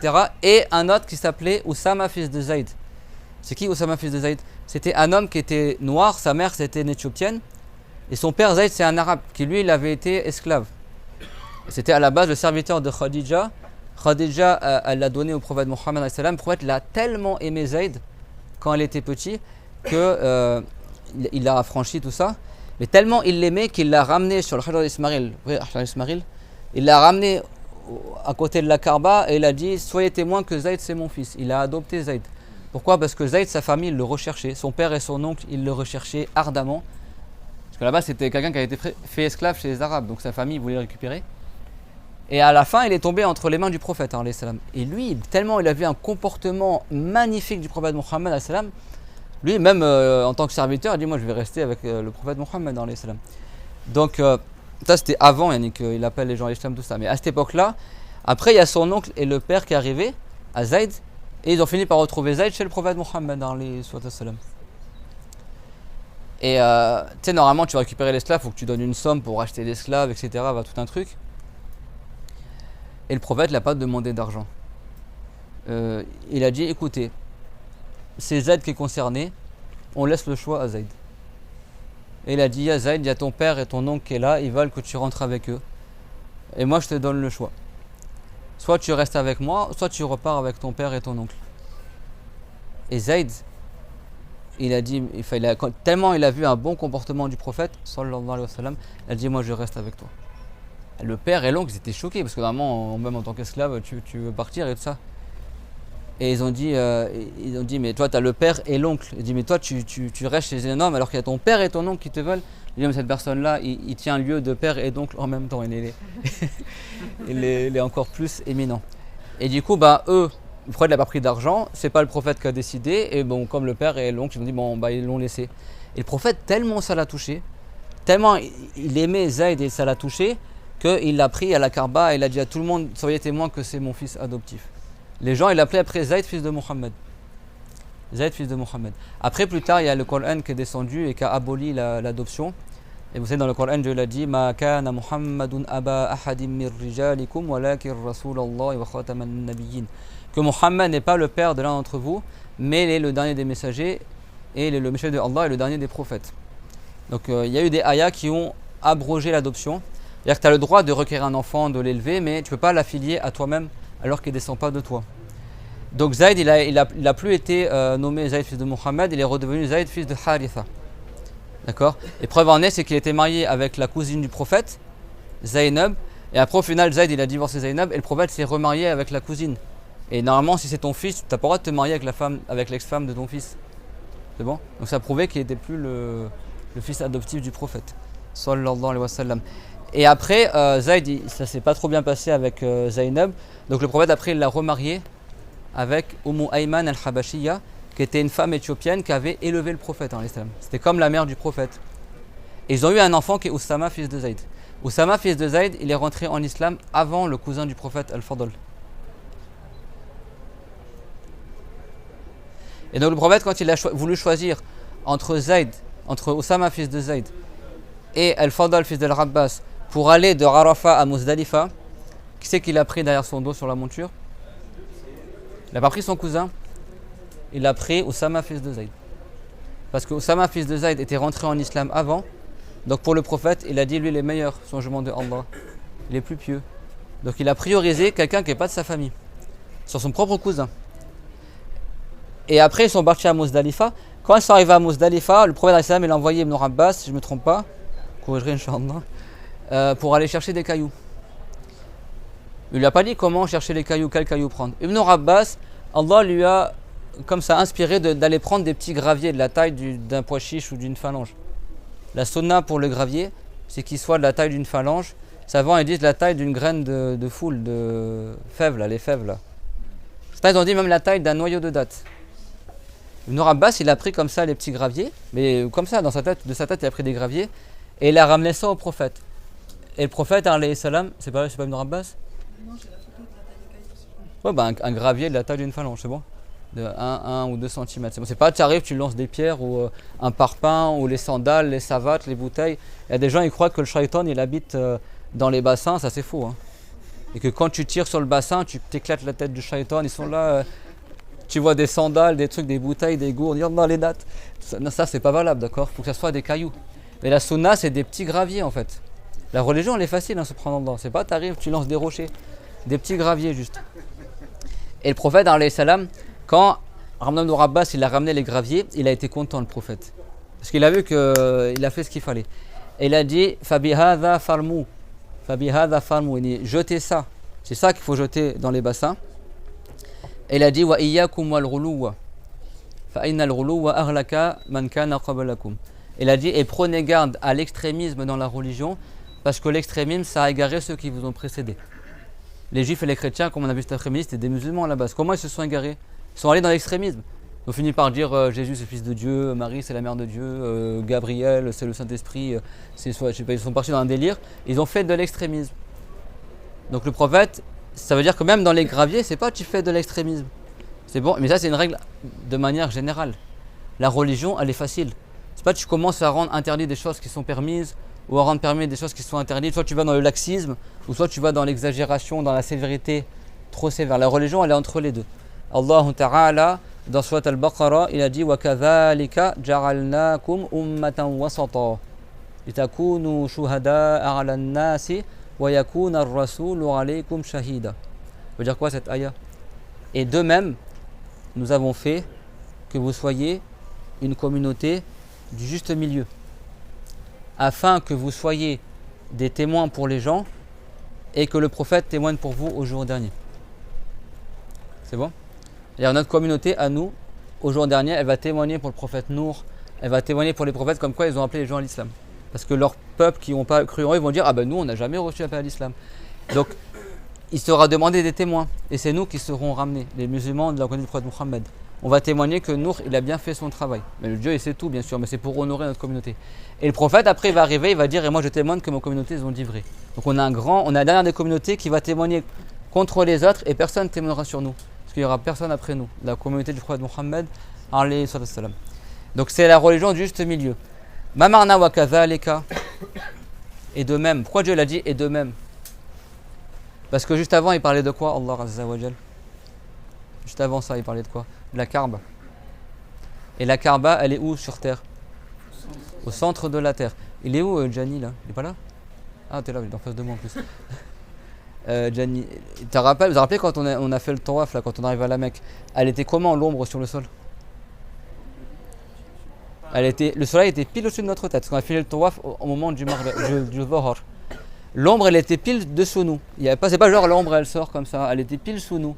Et lui, justement, posait la question, il me dit, cher, ça fait que du coup, là, si tu appelles quelqu'un qui est en France et tu lui dis, regarde le soleil, il aura pile la direction de la Kaaba.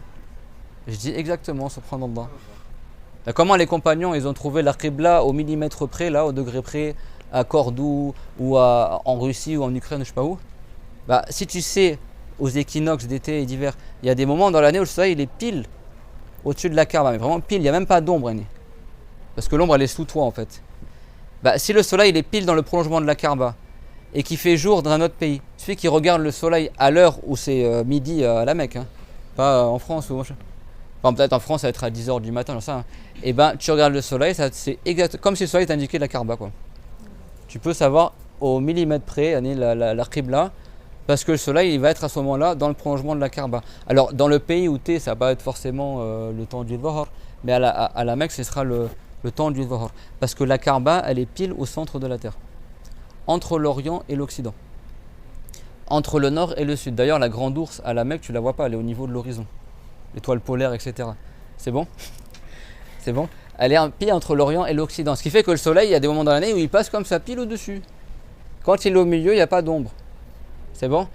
Et donc ça veut dire quoi? Que la Kaaba, elle est dans le juste milieu. Elle est pile au milieu entre l'Orient et l'Occident. Et Allah Ta'ala, il a dit وَكَذَلِكَ جَعَلْنَاكُمْ. Et de même, vous aussi, on a fait que vous soyez une communauté du juste milieu. Tout comme la Kaaba, elle est pile entre l'Orient et l'Occident, la communauté du prophète Mohammed, sallallahu alayhi wa sallam, elle est pile entre l'exagération et le laxisme. Elle est entre les deux. Et donc, quand le prophète il a envoyé Ibn Abbas et il a ramené des graviers pour jeter dans les bassins, le prophète il a dit فَبِهَذَا فَرْمُوا. C'est avec ça que vous devez jeter les cailloux dans les bassins. فَبِهَذَا فَرْمُوا. La taille d'une phalange à peu près. Et après il a dit وَإِيَّاكُمْ وَالْغُلُوَّ فِي الدِّينِ. Et prenez garde d'être des extrémistes dans la religion. فَإِنَّ الْغُلُوَّ أَهْلَكَ مَنْ كَانَ قَبْلَكُمْ. Parce que l'extrémisme, il a égaré ceux qui étaient avant vous. D'accord? Mais c'est pas t'arrives, tu rends des trucs haram qui sont pas haram, ou des choses obligatoires qui sont pas obligatoires. Ou, parce que ça, c'est des grands péchés aussi. De parler sans science ou de falsifier ce qu'on pourrait te l'enseigner, c'est des grands péchés qui vont annuler les récompenses de ton hajj. Que Dieu nous en préserve. Amin. Que Allah nous en préserve. Amin. La sunna, c'est de laver les cailloux aussi. Tu laves les cailloux. Shafi'i, il a dit la sunna, c'est de laver les cailloux avant de les lancer. De là, les savants, ils ont dit, bah, si c'est sunna de laver les cailloux, à plus forte raison, c'est sunna de laver ton habit avant l'ihram. D'accord? Tu laves tes cailloux. Et le prophète, après, quand il est parti de Muzdalifa à Mina, comme c'est rapporté dans le Sahih de Muslim, il a pris Al-Fadl. Là, il a pris Al-Fadl. Son cousin qui était très très beau, Al-Fadl. Ibn Abbas, il ressemblait physiquement au prophète. Sallallahu alayhi wa sallam. Très beau, la peau blanche, les cheveux noirs, très très beau. Et il est parti après de Muzdalifa à Mina. Et le matin de l'Arid, quand il était à Mina, il y a une très belle femme qui est arrivée de la tribu de Khathram. Cette histoire elle est connue dans le Bukhari et dans Muslim. Elle a posé une question au prophète sur le Hajj. Elle a dit mon père il est très âgé. Il y en a qui m'ont posé la question dans l'ascenseur tout à l'heure. Elle a dit mon père il est très âgé. La femme elle a dit ça. Elle a dit mon père il est très âgé. Il n'arrive pas à tenir sur le cheval ou sur la monture. Afa Hujju anhu, est-ce que je peux faire le Hajj à sa place? Ouais, elle avait déjà fait le Hajj. Et le prophète, il a dit oui, qu'elle peut faire le Hajj à sa place. Et puis elle aura des récompenses aussi à faire le Hajj. Si tu veux faire le Hajj pour quelqu'un, il faut d'abord que tu aies fait le Hajj pour toi-même. Si tu veux faire une Umrah pour quelqu'un, il faut d'abord que tu fasses ta Umrah pour toi-même. Il y avait le prophète, il était avec ses compagnons. au Hajj. Et puis il y en a un, il a dit Labbaik Allahumma bi hajjin an Shabrama. Il a dit, le compagnon, il a dit, moi je fais le rituel du Hajj pour Shabrama, à la place de Shabrama. Si je ne me trompe pas dans le nom. C'est dans le Bukhari ça. Et le prophète a dit, man Shabrama. Il a dit, c'est qui Shabrama? Il a dit, c'est mon frère. Et après il a dit, mais toi tu as déjà fait le Hajj? Il a dit non. Il dit, bah alors, hujja awalan li nafsika thumma tahujju an Shabrama. Il a dit, bah fais le Hajj d'abord pour toi-même, et après plus tard tu feras le Hajj pour Shabrama. Ça c'est important. C'est pas t'arrives pour ton grand-père ou ta grand-mère, ton premier Hajj tu le fais pour elle. Mais non, tu le fais d'abord pour toi. Pour que ça compte pour toi en premier. Et la Umrah c'est pareil. Si tu as déjà fait après, tu peux faire soit pour un défunt musulman qui n'a pas pu le faire, ou soit pour quelqu'un qui vraiment il est malade de sorte qu'il ne peut pas se déplacer pour aller à la Mecque et il n'habite pas près de la Mecque. C'est-à-dire qu'il n'est pas à moins de 80 km de la Mecque. Par exemple, quelqu'un est tellement âgé qu'il n'arrive pas à tenir dans la voiture ou sur le cheval, il habite loin de la Mecque, à plus de 80 km, il ne peut pas se déplacer. Bah là, tu peux faire le Hajj pour lui. Sinon, tu n'as pas le droit. Si quelqu'un il est en bonne santé, juste il ne veut pas y aller, bah vas-y, va à ma place, ça ne marche pas. C'est que pour un défunt ou que pour quelqu'un qui est vraiment une maladie, qui le cloue au lit, où il ne peut pas aller jusqu'au Hajj et qu'il habite loin de la Mecque.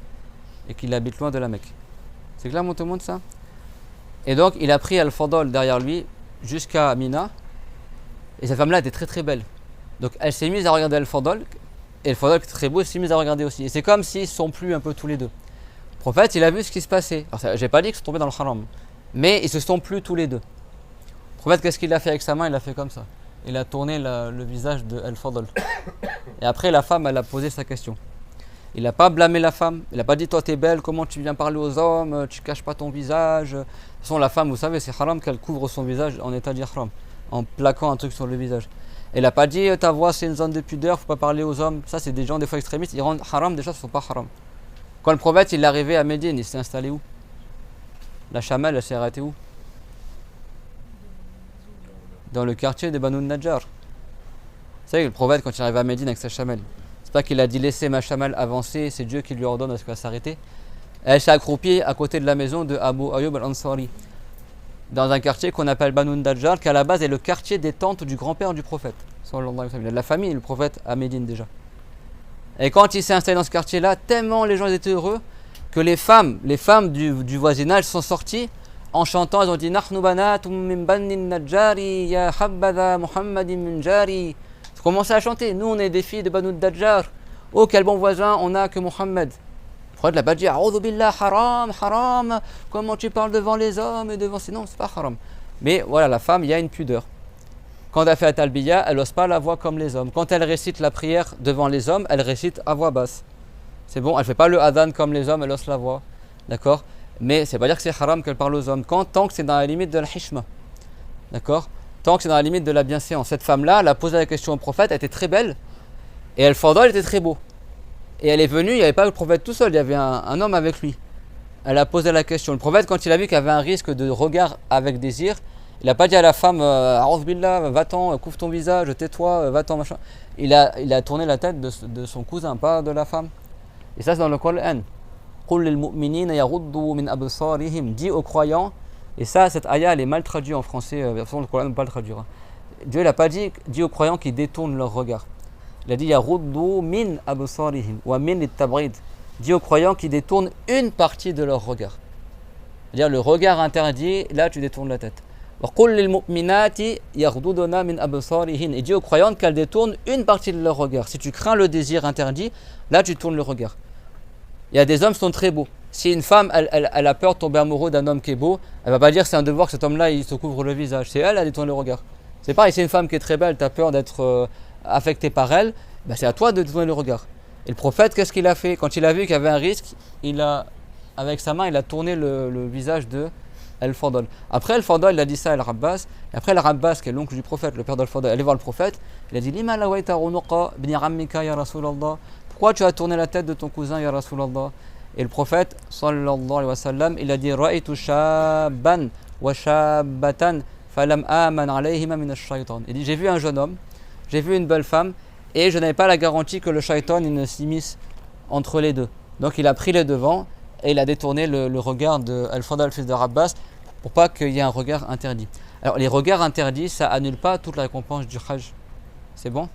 mais c'est parmi les choses qu'il convient d'éviter. De toute façon, c'est haram à la base de regarder avec désir quelqu'un qui n'était pas licite. Si c'est sans désir, c'est pas haram, tant que c'est pas une zone de pudeur. D'accord? Donc le prophète, il nous a enseigné ça. Ça, c'était le matin de l'Arid. Et ça montre que la voix de la femme, c'est pas quelque chose qui est interdit aux hommes d'écouter, et que le visage de la femme, c'est pas quelque chose qu'il a un devoir de couvrir, ou sinon les femmes, elles auraient dû couvrir leur visage en état d'ihram. Les épouses du prophète, elles le faisaient, mais elles le faisaient comment? Vous savez les sœurs, comment on fait si tu veux couvrir le visage quand on est en état d'ihram? Vous le savez, je pense. Il y en a dans le tawaf, elles le font.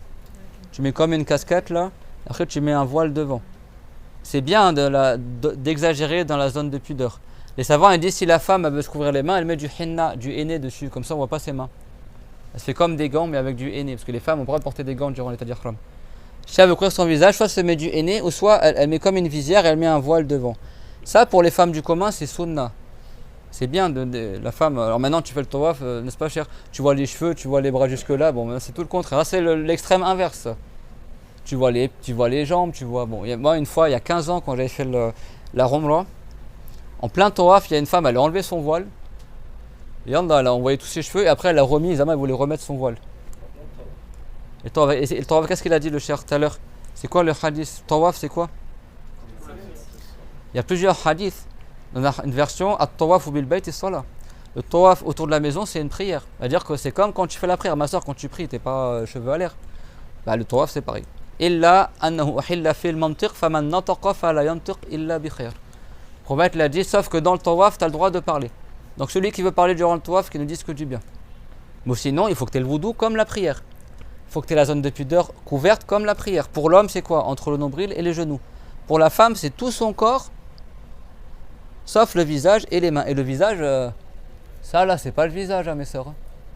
Ça, c'est pas le visage. Quand tu fais le wudu, tu laves le visage, tu laves ça dans le wudu. Tu laves ça, tu laves ça, tu laves ça. Le visage, c'est juste de là à là, de là à là. C'est bon? Donc les sœurs, quand tu fais le tawaf, même en dehors du tawaf, tu montes ton foulard jusqu'ici. Tu descends jusque là, on voit pas les cheveux là, on voit pas ici sous la mâchoire. Là, le dessous de la mâchoire, c'est pas le visage. La femme, elle doit couvrir ici. D'accord? Donc chez les chaférites, par exemple, si la femme, son foulard il descend là, son tawaf il n'est pas valable. Et sa prière n'est pas valable aussi. Parce qu'on voit sous le visage, ça c'est pas le visage. C'est bon? Pareil pour les manches aussi, mes sœurs, mettez des manchettes ou quelque chose qui vous tient la manche. Pas tu arrives comme ça, tu fais des doras, il y a la moitié de ta manche qui descend, on voit tout ton avant-bras. Ça c'est zone de pudeur. D'accord? Pour les femmes. Par contre le visage et les mains c'est pas zone de pudeur. Les pieds aussi c'est zone de pudeur chez beaucoup de savants. Donc les femmes, faites attention à ça. Quand tu fais ton tawaf, j'ai bien les manches jusqu'ici, j'ai bien le foulard, je le remonte ici. Et les savants ils disent même si c'est haram de couvrir le visage, c'est excepté de cela la partie du visage que la femme elle couvre pour tenir son foulard. Ça, il n'y a pas de haram dans ça. Parce que c'est prioritaire. C'est clair? C'est prioritaire. Donc ça, c'était le matin de l'Arid, quand le prophète, après il arrive à Mina, il a rencontré cette belle femme de la tribu de Khothram, on l'appelle le Khothramiyya, qui a posé une question dans le Hajj, et du coup on a appris des jugements aussi grâce à ça. D'accord? Et après le prophète il a jeté les cailloux dans les bassins, etc. Donc si vous voulez, prenez 70 cailloux à Muzdalifa, si vous prenez que 7 cailloux à Muzdalifa, et les autres cailloux, c'est sunnah de les prendre chaque jour au jour le jour. C'est-à-dire que le matin du premier jour d'At-Tashriq, donc le 11 de Dhul Hijjah, à Mina, tu vas prendre 21 cailloux. Parce que 3 x 7, 21. Je cherche une question. Moi j'ai une question par rapport au fait de regarder avec désir. Je suis nul en maths donc je ne commence pas à m'embrouiller parce que oui. Le regard avec désir en fait. Par exemple si une femme elle regarde un homme. Alors regard avec désir, le désir, c'est pas quand tu es content de voir quelqu'un. Inch'Allah, tu as des frères ou des sœurs, ils ont des beaux visages, quand tu les vois, tu es heureux. Le prophète, il avait un beau visage, masha'Allah. Comprenez, dit quand on te voit, on est heureux. Trouver quelqu'un beau, c'est pas haram. Voilà. Par contre, le désir, c'est le désir charnel. Tu veux toucher parce que tu es attiré. C'est ça le désir qui est haram. Ça, avec ta femme, d'accord. Avec ton mari, d'accord. Avec un homme étranger, ça, c'est haram. Le prophète Muhammad, il a dit à l'imam Ali, Ya Aliyu, la tutbi'ri navratan navra. Il a dit oh Ali, ne fais pas suivre le premier regard du deuxième regard. Des fois un homme, son regard il tombe sur une femme. Il n'y a pas de désir, il n'y a rien. Ça on appelle ça un premier regard. Mais des fois à force de regarder, il commence à la désirer. Ça c'est le deuxième regard, c'est haram. Si ça t'arrive, tu détournes directement le regard. Ou des fois tu es là, tu fais ton tawaf, tu vois le bras d'une femme, je sais pas moi. Bah là, tu n'as pas fait exprès de regarder. Ça c'est le premier regard. Bah tout de suite tu détournes la tête Pour pas tomber dans le deuxième regard qui est le fait de rester à regarder la zone de pudeur par exemple. Et la sœur c'est pareil, elle voit un frère, elle le trouve beau, mais il n'y a pas de désir. Après quand elle a le désir, immédiatement elle détourne le regard. Il y avait un compagnon, il a vu une jolie femme.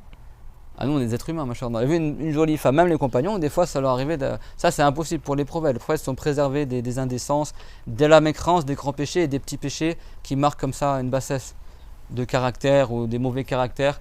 Les prophètes ils vont pas se cacher pour aller regarder les filles ou des choses comme ça, ou voler un grain de raisin, ou voler un morceau de pain, ou mentir. Les prophètes bien sûr sont des exemples pour nous, ils sont les meilleurs des humains. Après parmi le reste des humains, le prophète l'a dit, la plupart des humains ils font le péché de l'œil. Donc nous on essaye au maximum de se préserver. Donc il y a un compagnon, il a vu une jolie femme, et il l'a regardé comme ça, et il était en train de marcher, et paf, il est rentré dans un mur. Il est rentré dans un mur et ça, il a saigné sur le front. Il regardait, paf, il s'est pris le mur, il a commencé à saigner. Et les compagnons, bon c'est pas le mieux, mais les compagnons souvent après ils racontaient au prophète ce qui leur arrivait, des fois même par honte de ce qu'ils faisaient, ils racontaient leurs péchés au prophète. Le mieux c'est pas de raconter tes péchés. Le prophète il a dit le mieux tu gardes ça entre toi et Dieu et tu fais le repentir. Mais des fois les compagnons ils racontent. Et donc le compagnon il a raconté au prophète, j'ai vu une jolie fille, voilà c'est vrai, astaghfirullah, je l'ai regardée et paf, je suis pris un mur, je n'ai pas vu le mur devant et j'ai saigné. Et le prophète qu'est-ce qu'il a dit? Il a dit Anta abdun aradallahu bika khayra. Il a dit toi tu es un esclave. Alors faut pas bien mal comprendre ce que je veux dire. C'est-à-dire que Dieu il a puni immédiatement le compagnon, c'est bon. Donc il a dit toi tu es quelqu'un pour qui Allah a voulu le bien. Parce que celui pour qui Allah veut le bien, il le punit immédiatement. Comme ça ton péché il est effacé par lui. Quand il s'est fait mal, il a patienté, son péché a été pardonné. Par contre s'il ne veut pas le bien pour toi, Allah il te retarde ton châtiment dans l'au-delà. Donc tu fais plein de haram et t'arrives rien du tout, puis après le jour de ta mort c'est la catastrophe. Que Dieu nous en préserve. Donc c'est pour ça que les savants aussi ils disent durant le hajj aussi préserve tes yeux, préserver les zones de pudeur, d'accord, c'est pas t'amuses à regarder les trucs etc. Il y a le tawaf, il y a les femmes, il y a les hommes etc. On préserve notre langue, on préserve nos yeux et on préserve nos cœurs, parce que celui qui fait son hajj, malheur à lui, celui qui fait son hajj parmi nous, pour que les gens ils le respectent, lui il n'a aucune récompense dans son hajj et il tombe dans le grand péché. Et il ressemble au mushrik, celui qui adore autre que Allah. Donc nous les hommes c'est plus facile parce qu'on est à dire Khram, t'es mal coiffé, t'es poussiéreux, bon. Tant mieux, alhamdoulilah, d'accord. Les sœurs, c'est pas tu sors ta plus belle rabaya et ton plus beau foulard pour aller faire ton hajj, d'accord. Soyons modestes et toujours on pense le bien. Si tu vois un mauvais comportement, moi le premier, trouvez des excuses pour les gens. Réfléchis à 70 excuses avant de te dire ah le frère là, Nabil, il m'a pas souri quand j'ai sorti la blague, à tous les coups lui même pas, ou la sœur ou lui a pas passé le salam, tous les coups ils sont racistes, ils ont tout comme ça, c'est bon mon frère. Même si c'est vrai, même si tu penses que c'est vrai, essaie de trouver une excuse. D'accord? Trouve 70 excuses avant de penser le mal, avant de dire du mal. D'accord? La langue, la plupart des péchés ils proviennent de la langue. Et moi je vous conseille quelque chose, vraiment les et tarala, et je le dis pour moi parce que moi aussi je ne suis pas préservé du tout. Quoi qu'il arrive, que ce soit à l'hôtel, extérieur de l'hôtel, machin, ne dites que des paroles de bien. S'il y a un truc qui ne te plaît pas, commence pas à critiquer, oh franchement il faisait chaud, ou dans le coup. Dis du bien. D'accord? Tu trouves toujours le truc positif à dire. Tu vois? Le frère va me dire, les finitions dans l'hôtel, laisse tomber, c'est vrai, ils font tout à l'arrache. Je dis, alhamdoulilah, ils ont fini leurs travaux. Ou par exemple, tu sais pas moi, quelqu'un il parle fort et t'empêche de dormir, masha'Allah, Dieu lui a accordé une voix, bismillah alayhi, lui il a du souffle, masha'Allah. Quelqu'un une femme elle te bouscule dans ton off, masha'Allah. T'as des femmes, masha'Allah, elles ont plus de force qu'un homme. Tu vois? Dis des bonnes paroles. Et la sunna, quand il y a quelque chose qui te déplaît ou quelque chose qui te plaît, tu dis labbaik innal aisha aishul akhirah. Oh Allah, je réponds à ton appel, la vraie vie c'est la vie de l'au-delà. C'est pas on va à la mina, oh purée les sanitaires, oh purée les tentes, oh la clim, pas la clim, les sacs. Oh les sacs à dos, nous souk, je trouve pas très résistants. Hein. Frère, Dieu, alhamdoulilah, au moins on a un sac à dos. Tu vois, même si c'est vrai que tu as vu un truc qui est pas bien, trouve le truc positif à dire. Et je termine ce cours-là par une histoire qu'on avait déjà racontée, mais je la raconte pour moi. Comme ça, moi je me rappelle aussi de ça. Isa alayhi salam qui était musulman comme tous les prophètes. Alhamdoulilah, le prophète qu'on connaît le plus de choses, c'est le prophète Mohammed. Mais ça n'empêche pas que le prophète nous enseigne des choses sur les prophètes antérieurs aussi. Isa alayhi salam, tout le monde voit c'est quoi un chien. D'accord? Bon, nous les musulmans, des fois, on est pas, les chiens là-bas, c'est pas des animaux les anges, ils aiment pas être les anges n'aiment pas être dans des endroits où il y a des chiens. Les anges de la miséricorde, ils ne rentrent pas dans une maison où il y a un chien. Il y aura une histoire, je la raconterai demain, parce que sinon le cours il va durer trop longtemps. Mais Jibril, une fois, il avait donné un rendez-vous au prophète Mohammed alayhi salam chez lui. Le prophète, il attend Jibril. Jibril n'est pas venu. Le prophète, il sort de chez lui, il voit Jibril devant, à côté de la maison. Le prophète s'étonne, il dit, mais pourquoi tu n'es pas rentré? Il a dit, à cause du chien. Le prophète n'a pas de chien à la base. Le prophète, il regarde sous son lit dans sa maison, et il voit qu'en fait, sous le lit, il y avait un petit chiot qui s'était caché, sans que le prophète le sache. Et Jibril est resté dehors. Les anges n'ont peur de rien sauf de Allah. Mais une maison dans laquelle il y a des chiens, les anges de miséricorde n'y rentrent pas. Parce que maintenant, tu as vu en France, dans les quartiers, c'est de plus en plus la mode, tu vois des jeunes maghrébins ou d'origine musulmane, ils ont des chiens. D'accord. Alors les chiens, les savants ont divers, chez les malékites, c'est pas impur. Chez les chavirites, c'est impur, d'accord. Mais le chien, on le vend pas, on l'achète pas. Et puis les chiens, il y a des utilités dedans. Tu peux avoir un chien pour garder à la maison, pour les moutons, tout ça. Mais si tu gardes un chien chez toi, les anges de la miséricorde, pas tous les anges, mais les anges de la miséricorde, ils ne rentrent pas dans la maison. Pareil, la maison, il y a des statues, des poupées, des machins. Les anges de la miséricorde, ils ne rentrent pas dedans. Les djinns, eux, ils rentrent par contre. Ils aiment bien quand tu as des poupées, des Barbies, des machins, des statues. Ils rentrent dedans et les font bouger. Toy Story, d'accord, à la maison, pendant que tu n'es pas là. Donc, ça... C'est vrai. Alors, c'est vrai que maintenant dans les magasins ils coupent les têtes des mannequins. Bah oui, le Louvre et c'est connu, la nuit les mannequins dans les magasins ils bougent. C'est réel, ça, c'est pas des blagues. Hein. Tu coupes la tête pour pas qu'ils soient entiers. Les djinns, ceux qui ont des problèmes de ruqya à la maison, tout ça, mon frère, ma soeur, enlève toutes les peluches, toutes les poupées, tu verras, ta maison elle va changer. Les djinns ils aiment bien rentrer dans les poupées, beaucoup de gens ont des problèmes de djinns dans leur maison parce qu'ils ont plein de peluches, plein de poupées. Moi, je connaissais à l'époque, j'habitais à Marseille, un imam qui faisait des ruqya. Il me dit la première chose que je fais, je demande qu'il sorte tout ce qui est statut, machin. Et souvent, déjà, les 3/4 du problème, ils sont résolus. Et les photos, c'est pour les divergences? Les photos, elles divergent. Chez les malékites, c'est déconseillé. Allahu yarham imam Malik. Comme ils ont dit les savants, là où la Malik, la Dorqat et le Masalik. S'il n'y avait pas eu Malik, les chemins, ils auraient été plus étroits. D'accord. Après, chez les malékites, il y a aussi des choses plus étroite que dans d'autres écoles aussi. Mais les savants ont divergé. Parce que dans le hadith, c'est marqué soura. Soura en arabe, ça peut être la photo, ça peut être le dessin, ça peut être la statue. Les malékites, ils ont interprété par ce qui est la statue en 3 dimensions. Ils ont dit c'est déconseillé, tout ce qui est dessin, etc. D'accord. Mais si tu veux prier tout ça, prie pas avec des dessins sur toi.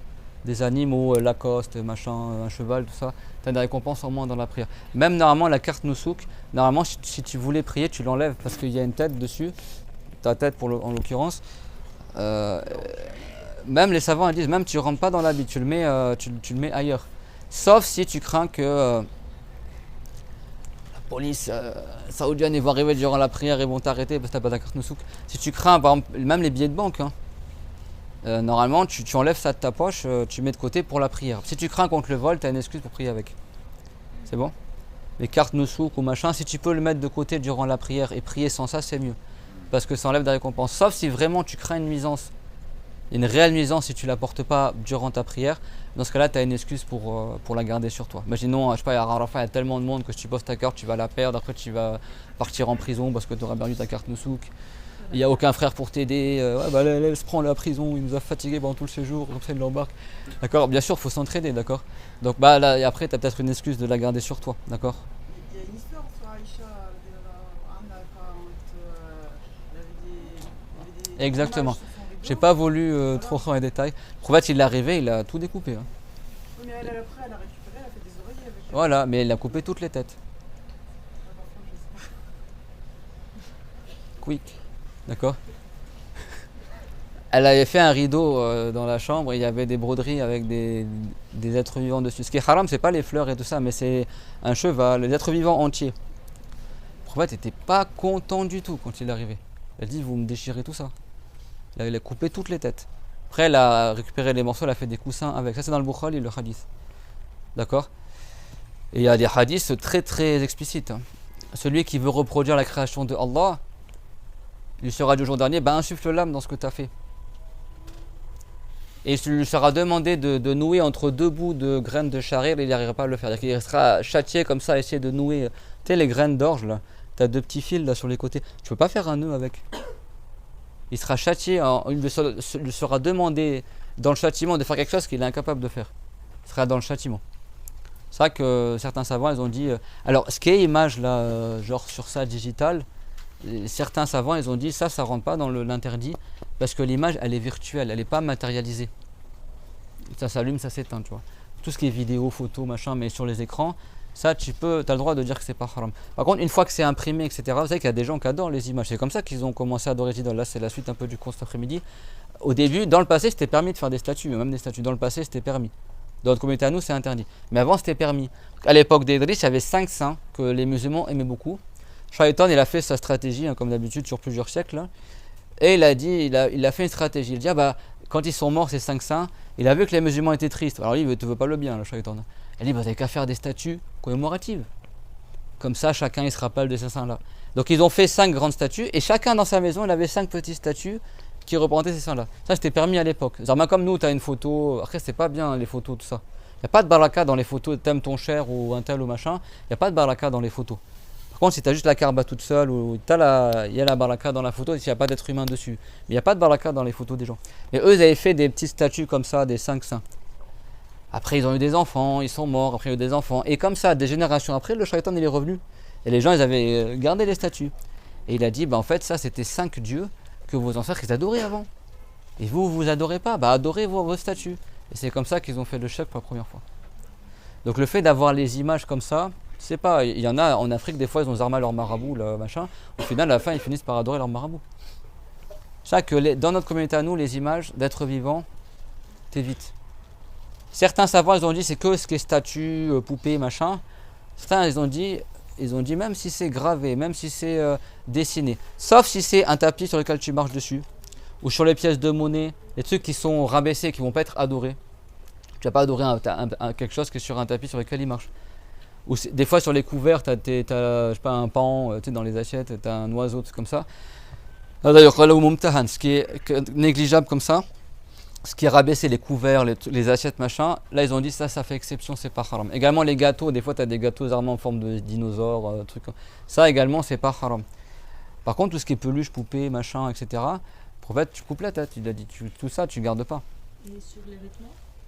Et sur les vêtements, après, ça, il y a divergence. Comme on a dit, tant que c'est dessiné ou brodé, chez les Malikites, c'est déconseillé. Alors après, il y a différence entre celui qui le fait et celui qui le garde. Celui qui le fait, c'est haram qu'il le fasse. Mais s'il n'est pas en entier, le truc, tu peux le garder.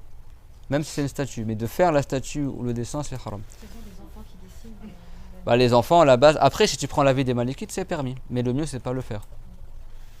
Par contre, tu fais un bonhomme de neige, un truc en pâte à modeler, là, par unanimité, si tu fais un truc modélisé comme ça, comme une vraie statue, de le faire, c'est haram. C'est haram. Et les hadiths, le prophète, c'est maudit celui qui essaie d'imiter la création de Allah. C'est ça que dans les mosquées, même les ornementations, c'est des fleurs, c'est des choses comme ça. C'est connu jusqu'à... Là, il y avait un cher de Damas tout à l'heure au repas. Là. Moi, quand j'étais parti à Damas avant la guerre, à la mosquée des Omeyyades, tu as plein de décorations dans la mosquée, mais c'est toujours des fleurs, des trucs comme ça. Tu vois, c'est pas des animaux, des trucs, des humains, etc. Le mieux, même s'il y a divergence, le mieux, c'est d'éviter tout ça. Et surtout quand tu fais la prière ou tu évites les images et tout ça. Même les savants ils disent c'est déconseillé de prier devant une image. Si tu pries dans ton salon et il y a la photo de ta maman, ou je sais pas quoi, etc., le mieux, c'est que tu pries pas avec une photo devant toi, etc. C'est pas haram, c'est pas du shirk. Mais le mieux c'est qu'il n'y ait pas d'image autour de toi. Tu ranges tout ça. Allah ya'allimuna. C'est bon, là on a fait un petit peu résumé. Demain on reparlera un peu certains sujets. Et comme ça on a fait un peu le tour de lancer des cailloux, etc. Est-ce qu'il y en a, ils ont des questions, ce qu'on a vu aujourd'hui? Ouais. Dans la continuité des images, tout ce qui est livre, bouquin pour enfants, histoire d'enfants, pas forcément religieux, puis même des fois dans certains livres. Tu peux le garder, d'accord? Tu peux le garder, mais après si tu veux prier, tu le ranges dans un placard par exemple, un truc comme ça. Tu peux le garder. Et attention, les images ne s'achètent pas. Hein. Alors que tu achètes le livre pour l'histoire qu'il y a dedans, mais acheter des images, c'est pas valable. Ouais. Les photos de la Karma qu'on trouve avec les gens qui font le Karma, du coup, c'est déconseillé de les avoir, de les afficher. Après tout ça, si tu n'as que la Karma toute seule, tu as la baraka quand même dans la photo. Mais s'il y a les gens dessus, etc., bon après c'est pas haram que tu aies la photo. Aujourd'hui il y a tellement de photos dans tous les sens, je veux dire, même les Saoudiens ils font des photos. Oui, après s'il y a des êtres vivants dessus, le mieux c'est que tu ne mettes pas sur le mur. Après c'est pas haram sur certains savants, mais certains savants ils ont vraiment pris le hadith au sens propre. C'est-à-dire que chez eux, ils considèrent que si tu as des photos d'êtres vivants dans ta maison, les anges, les médecins, ils ne rentrent pas dans la maison. Les Malikites, eux, ils ont dit c'est que les statues entières. Donc si tu veux vraiment sortir de la divergence, tu mets pas sur les maisons. Enfin, dans ta maison, les images, etc. Les photos de famille dans les albums, rangées. Tu le ranges dans un placard, voilà. Pas apparent. Après, je vous cache pas qu'aujourd'hui, on prend de la divergence. Il y a tellement des photos dans tous les sens. Mais les savants, ils ont dit ce qui est dans le téléphone ou tablette et machin, comme c'est quelque chose de virtuel, c'est pas le même jugement. Parce que ça, une fois que c'est éteint, il n'y a plus rien. Tu vois? Voilà. Bon, nous, aujourd'hui, on prend souvent chez les Malikites qui disent c'est simplement déconseillé. Mais voilà, nous, le prophète, il était vraiment pas content. Hein. Et les saints, les awliya, ils n'aiment pas les images. Les vrais saints, ils détestent qu'on les prenne en photo. Peut-être au Maroc, des fois tu rencontres des gens vertueux, ils n'aiment pas du tout les images. Les saints, ils n'aiment pas les images. C'est pas quelque chose que Dieu l'agrée. Moi, l'année dernière, j'étais à Médine. Il y avait un homme, Allah A'lam son état, bon peut-être c'était un saint, Allah A'lam je sais pas, il était âgé, il venait du Pakistan, mais machallah il parlait très très bien l'arabe. Alors pourquoi moi j'avais des petits soupçons? Parce que tout le monde, il dégageait tout le monde pour passer le salam là. Lui il arrivait, il n'était pas grand de taille machallah, et il est arrivé comme ça, il est passé devant tout le monde, personne n'a calculé.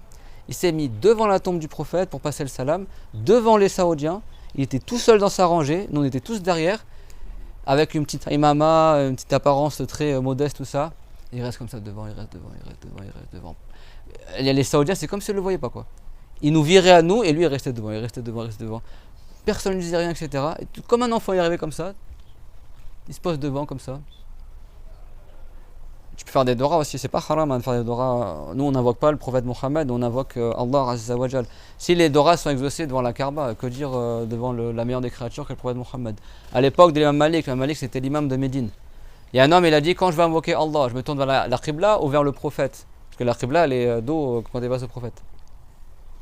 Imam Malik il a dit mais comment tu détournes du prophète Mohammed qui est la meilleure des créatures? Adam quand il était au paradis, il a invoqué Allah par le degré du prophète pour qu'il lui pardonne le péché d'avoir mangé l'arbre interdit au paradis. Il a dit c'était l'intercesseur de ton père Adam. Donc bien sûr que tu fais face à la tombe du prophète, mais tu n'invoques pas le prophète, tu invoques Allah bien sûr. Nous on n'adore pas le prophète Mohammed alayhi salam. Et si tu veux le tourner en direction de la Kaaba, ça ne veut pas dire que tu adores la Kaaba non plus. D'accord? Donc lui il est resté mais vraiment longtemps. Moi, je dis, c'est pas vrai. Même tout le monde était étonné, même les Saoudiens disaient que c'était leur père qui était devant, quoi. Personne ne disait rien. Quand elle est sortie, il y a même des gens qui sont passés le salam, tout ça, et moi je l'ai suivi. Après je l'ai rattrapé, je l'ai embrassé la main, tout ça, et je dis vraiment lui il a quelque chose de spécial. Ça se voit, c'est pas comme toutes les personnes âgées que tu vois. Lui il a quelque chose en plus. Et après je dis bon quand même, au cas où je demande, je dis cher, vous acceptez que, parce qu'on a parlé un petit peu, tu viens d'où machin. Je dis vous acceptez qu'on fasse un selfie entre guillemets. Je voulais montrer un peu aux frères et sœurs, alors qu'on cette personne-là ça. Tout à fait. Là, a'oudhu billah, haram. Il a dit le prophète qui est là. Il a dit la'anallahu al-musawwirin. Il a dit le prophète, il a dit que Dieu maudit ceux qui font des images. Il s'est mis en colère, il est parti comme ça. Et moi ça m'a fait, ça m'a encore plus confirmé, tu vois, que c'était quelqu'un de vertueux. Bon, moi quand j'ai demandé pour le selfie, j'ai dit bon voilà, il y a l'école de Malik, bon je sais que c'est pas bien, mais bon. Et non, ça va pas avec, c'est au contraire, je dis ah bah ça confirme encore plus que. Et lui, il veut pas qu'on le prenne en photo. Dès que quelque sorte de truc, il s'en va, tu vois. Et vraiment, alors que ça a bien commencé. Hein. Et j'ai dit comment tu t'appelles? Il me dit Mohamed Hassan. Allah yarfadhu yarhamu yanfa'una bihi amin. Et j'ai dit min ayna anta min Pakistan. Mais il parlait vraiment l'arabe littéraire, tu vois. Le vrai arabe. Et il me dit mais toi, ta langue arabe, tu parles bien l'arabe littéraire. Il m'a dit de quel pays tu es? Parce que tu sais, aujourd'hui, c'est rare de trouver des gens vraiment qui te parlent en arabe littéraire.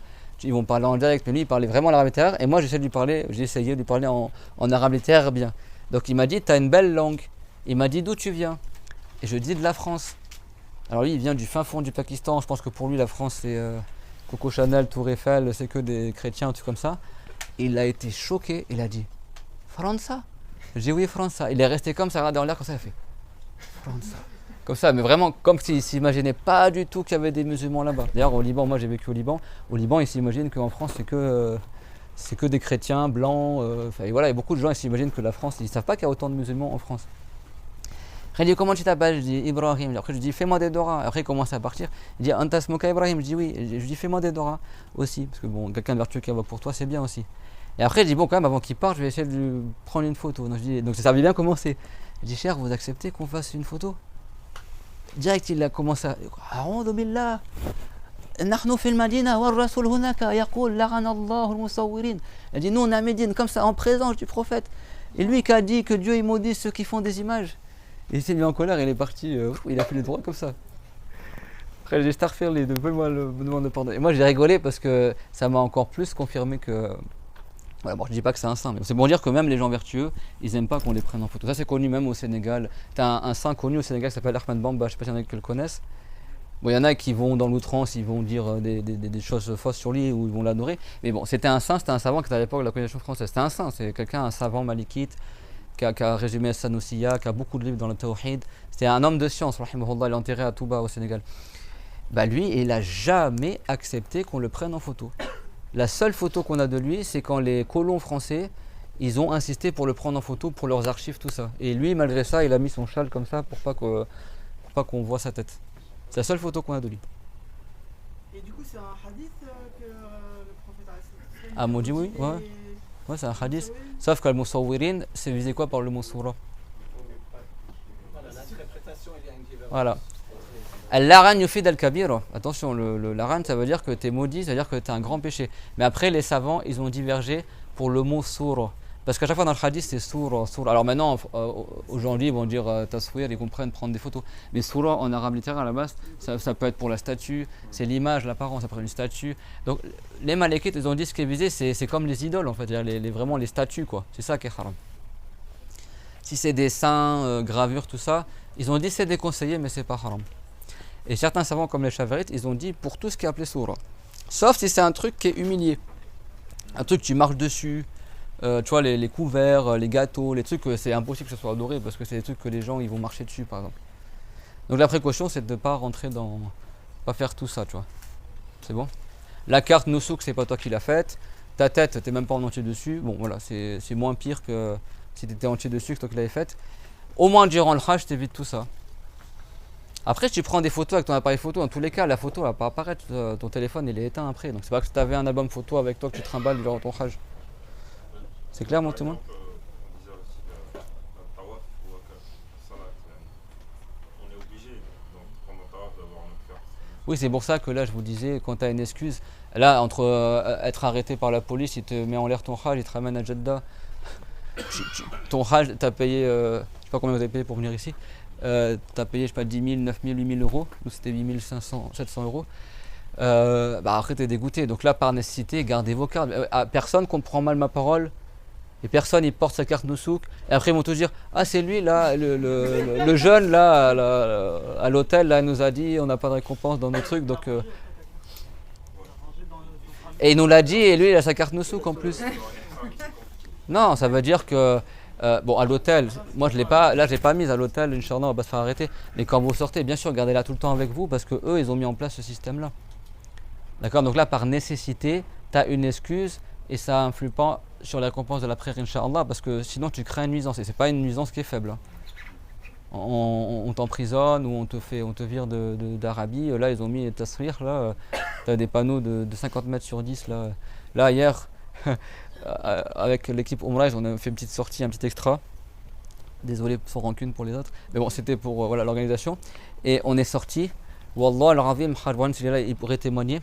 Tu es en voiture, tu as des lignes droites. Hein. Tu fais 10 mètres en voiture, checkpoint. 10 mètres, checkpoint. C'est bon, le mec, tu crois qu'il s'est fait contrôler 4 fois avant d'arriver là et il est arrivé comment à chaque fois, il fait un tour de passe-passe pour pas se faire choper.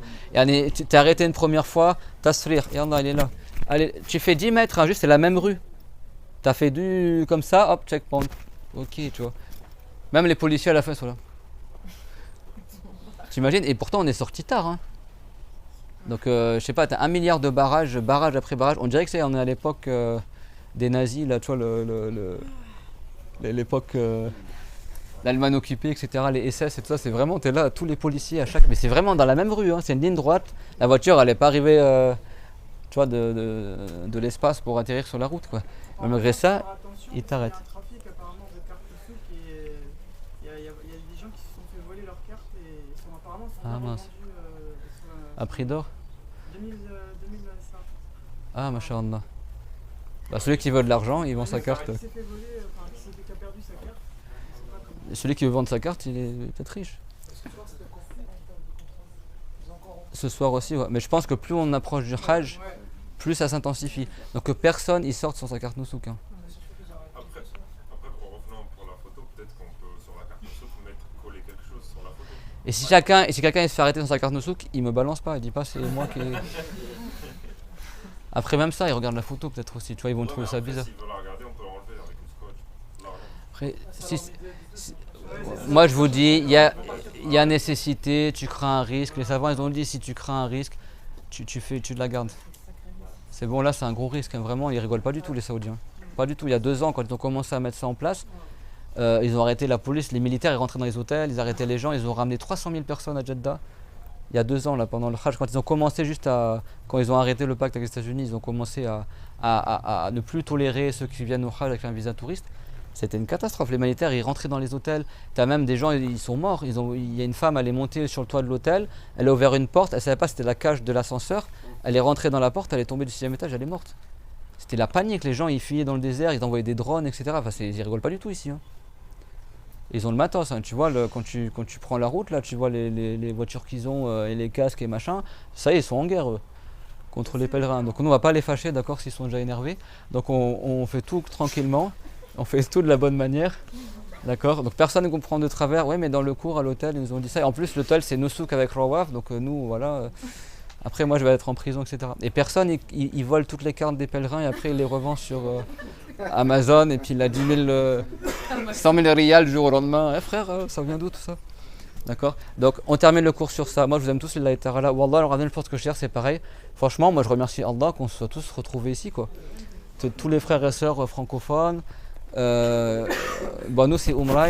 Si vous voulez venir chez nous, Inch'Allah, bienvenue. Non, mais il y en a qui sont, chacun, parce qu'il y en a, ils ont été regroupés, parce qu'il y en a, ils sont pas venus avec des agences. Donc, les Saoudiens, ils nous ont mis ensemble comme ça. Et en fait, alhamdoulilah, qu'on s'entraide de tous. Quand on se voit à Mina, c'est pas on se snob. Ah, Nabil, c'est qui Nabil? Tu vois, on s'entraide jusqu'à la fin, Inch'Allah, jusqu'à la fin. Ah, lui, il posait trop de questions, laisse tomber, il va encore me poser une question chelou. On s'entraide à l'hôtel, Inch'Allah, dans les cours. Et quand on sera là-bas, on s'entraide, Inch'Allah.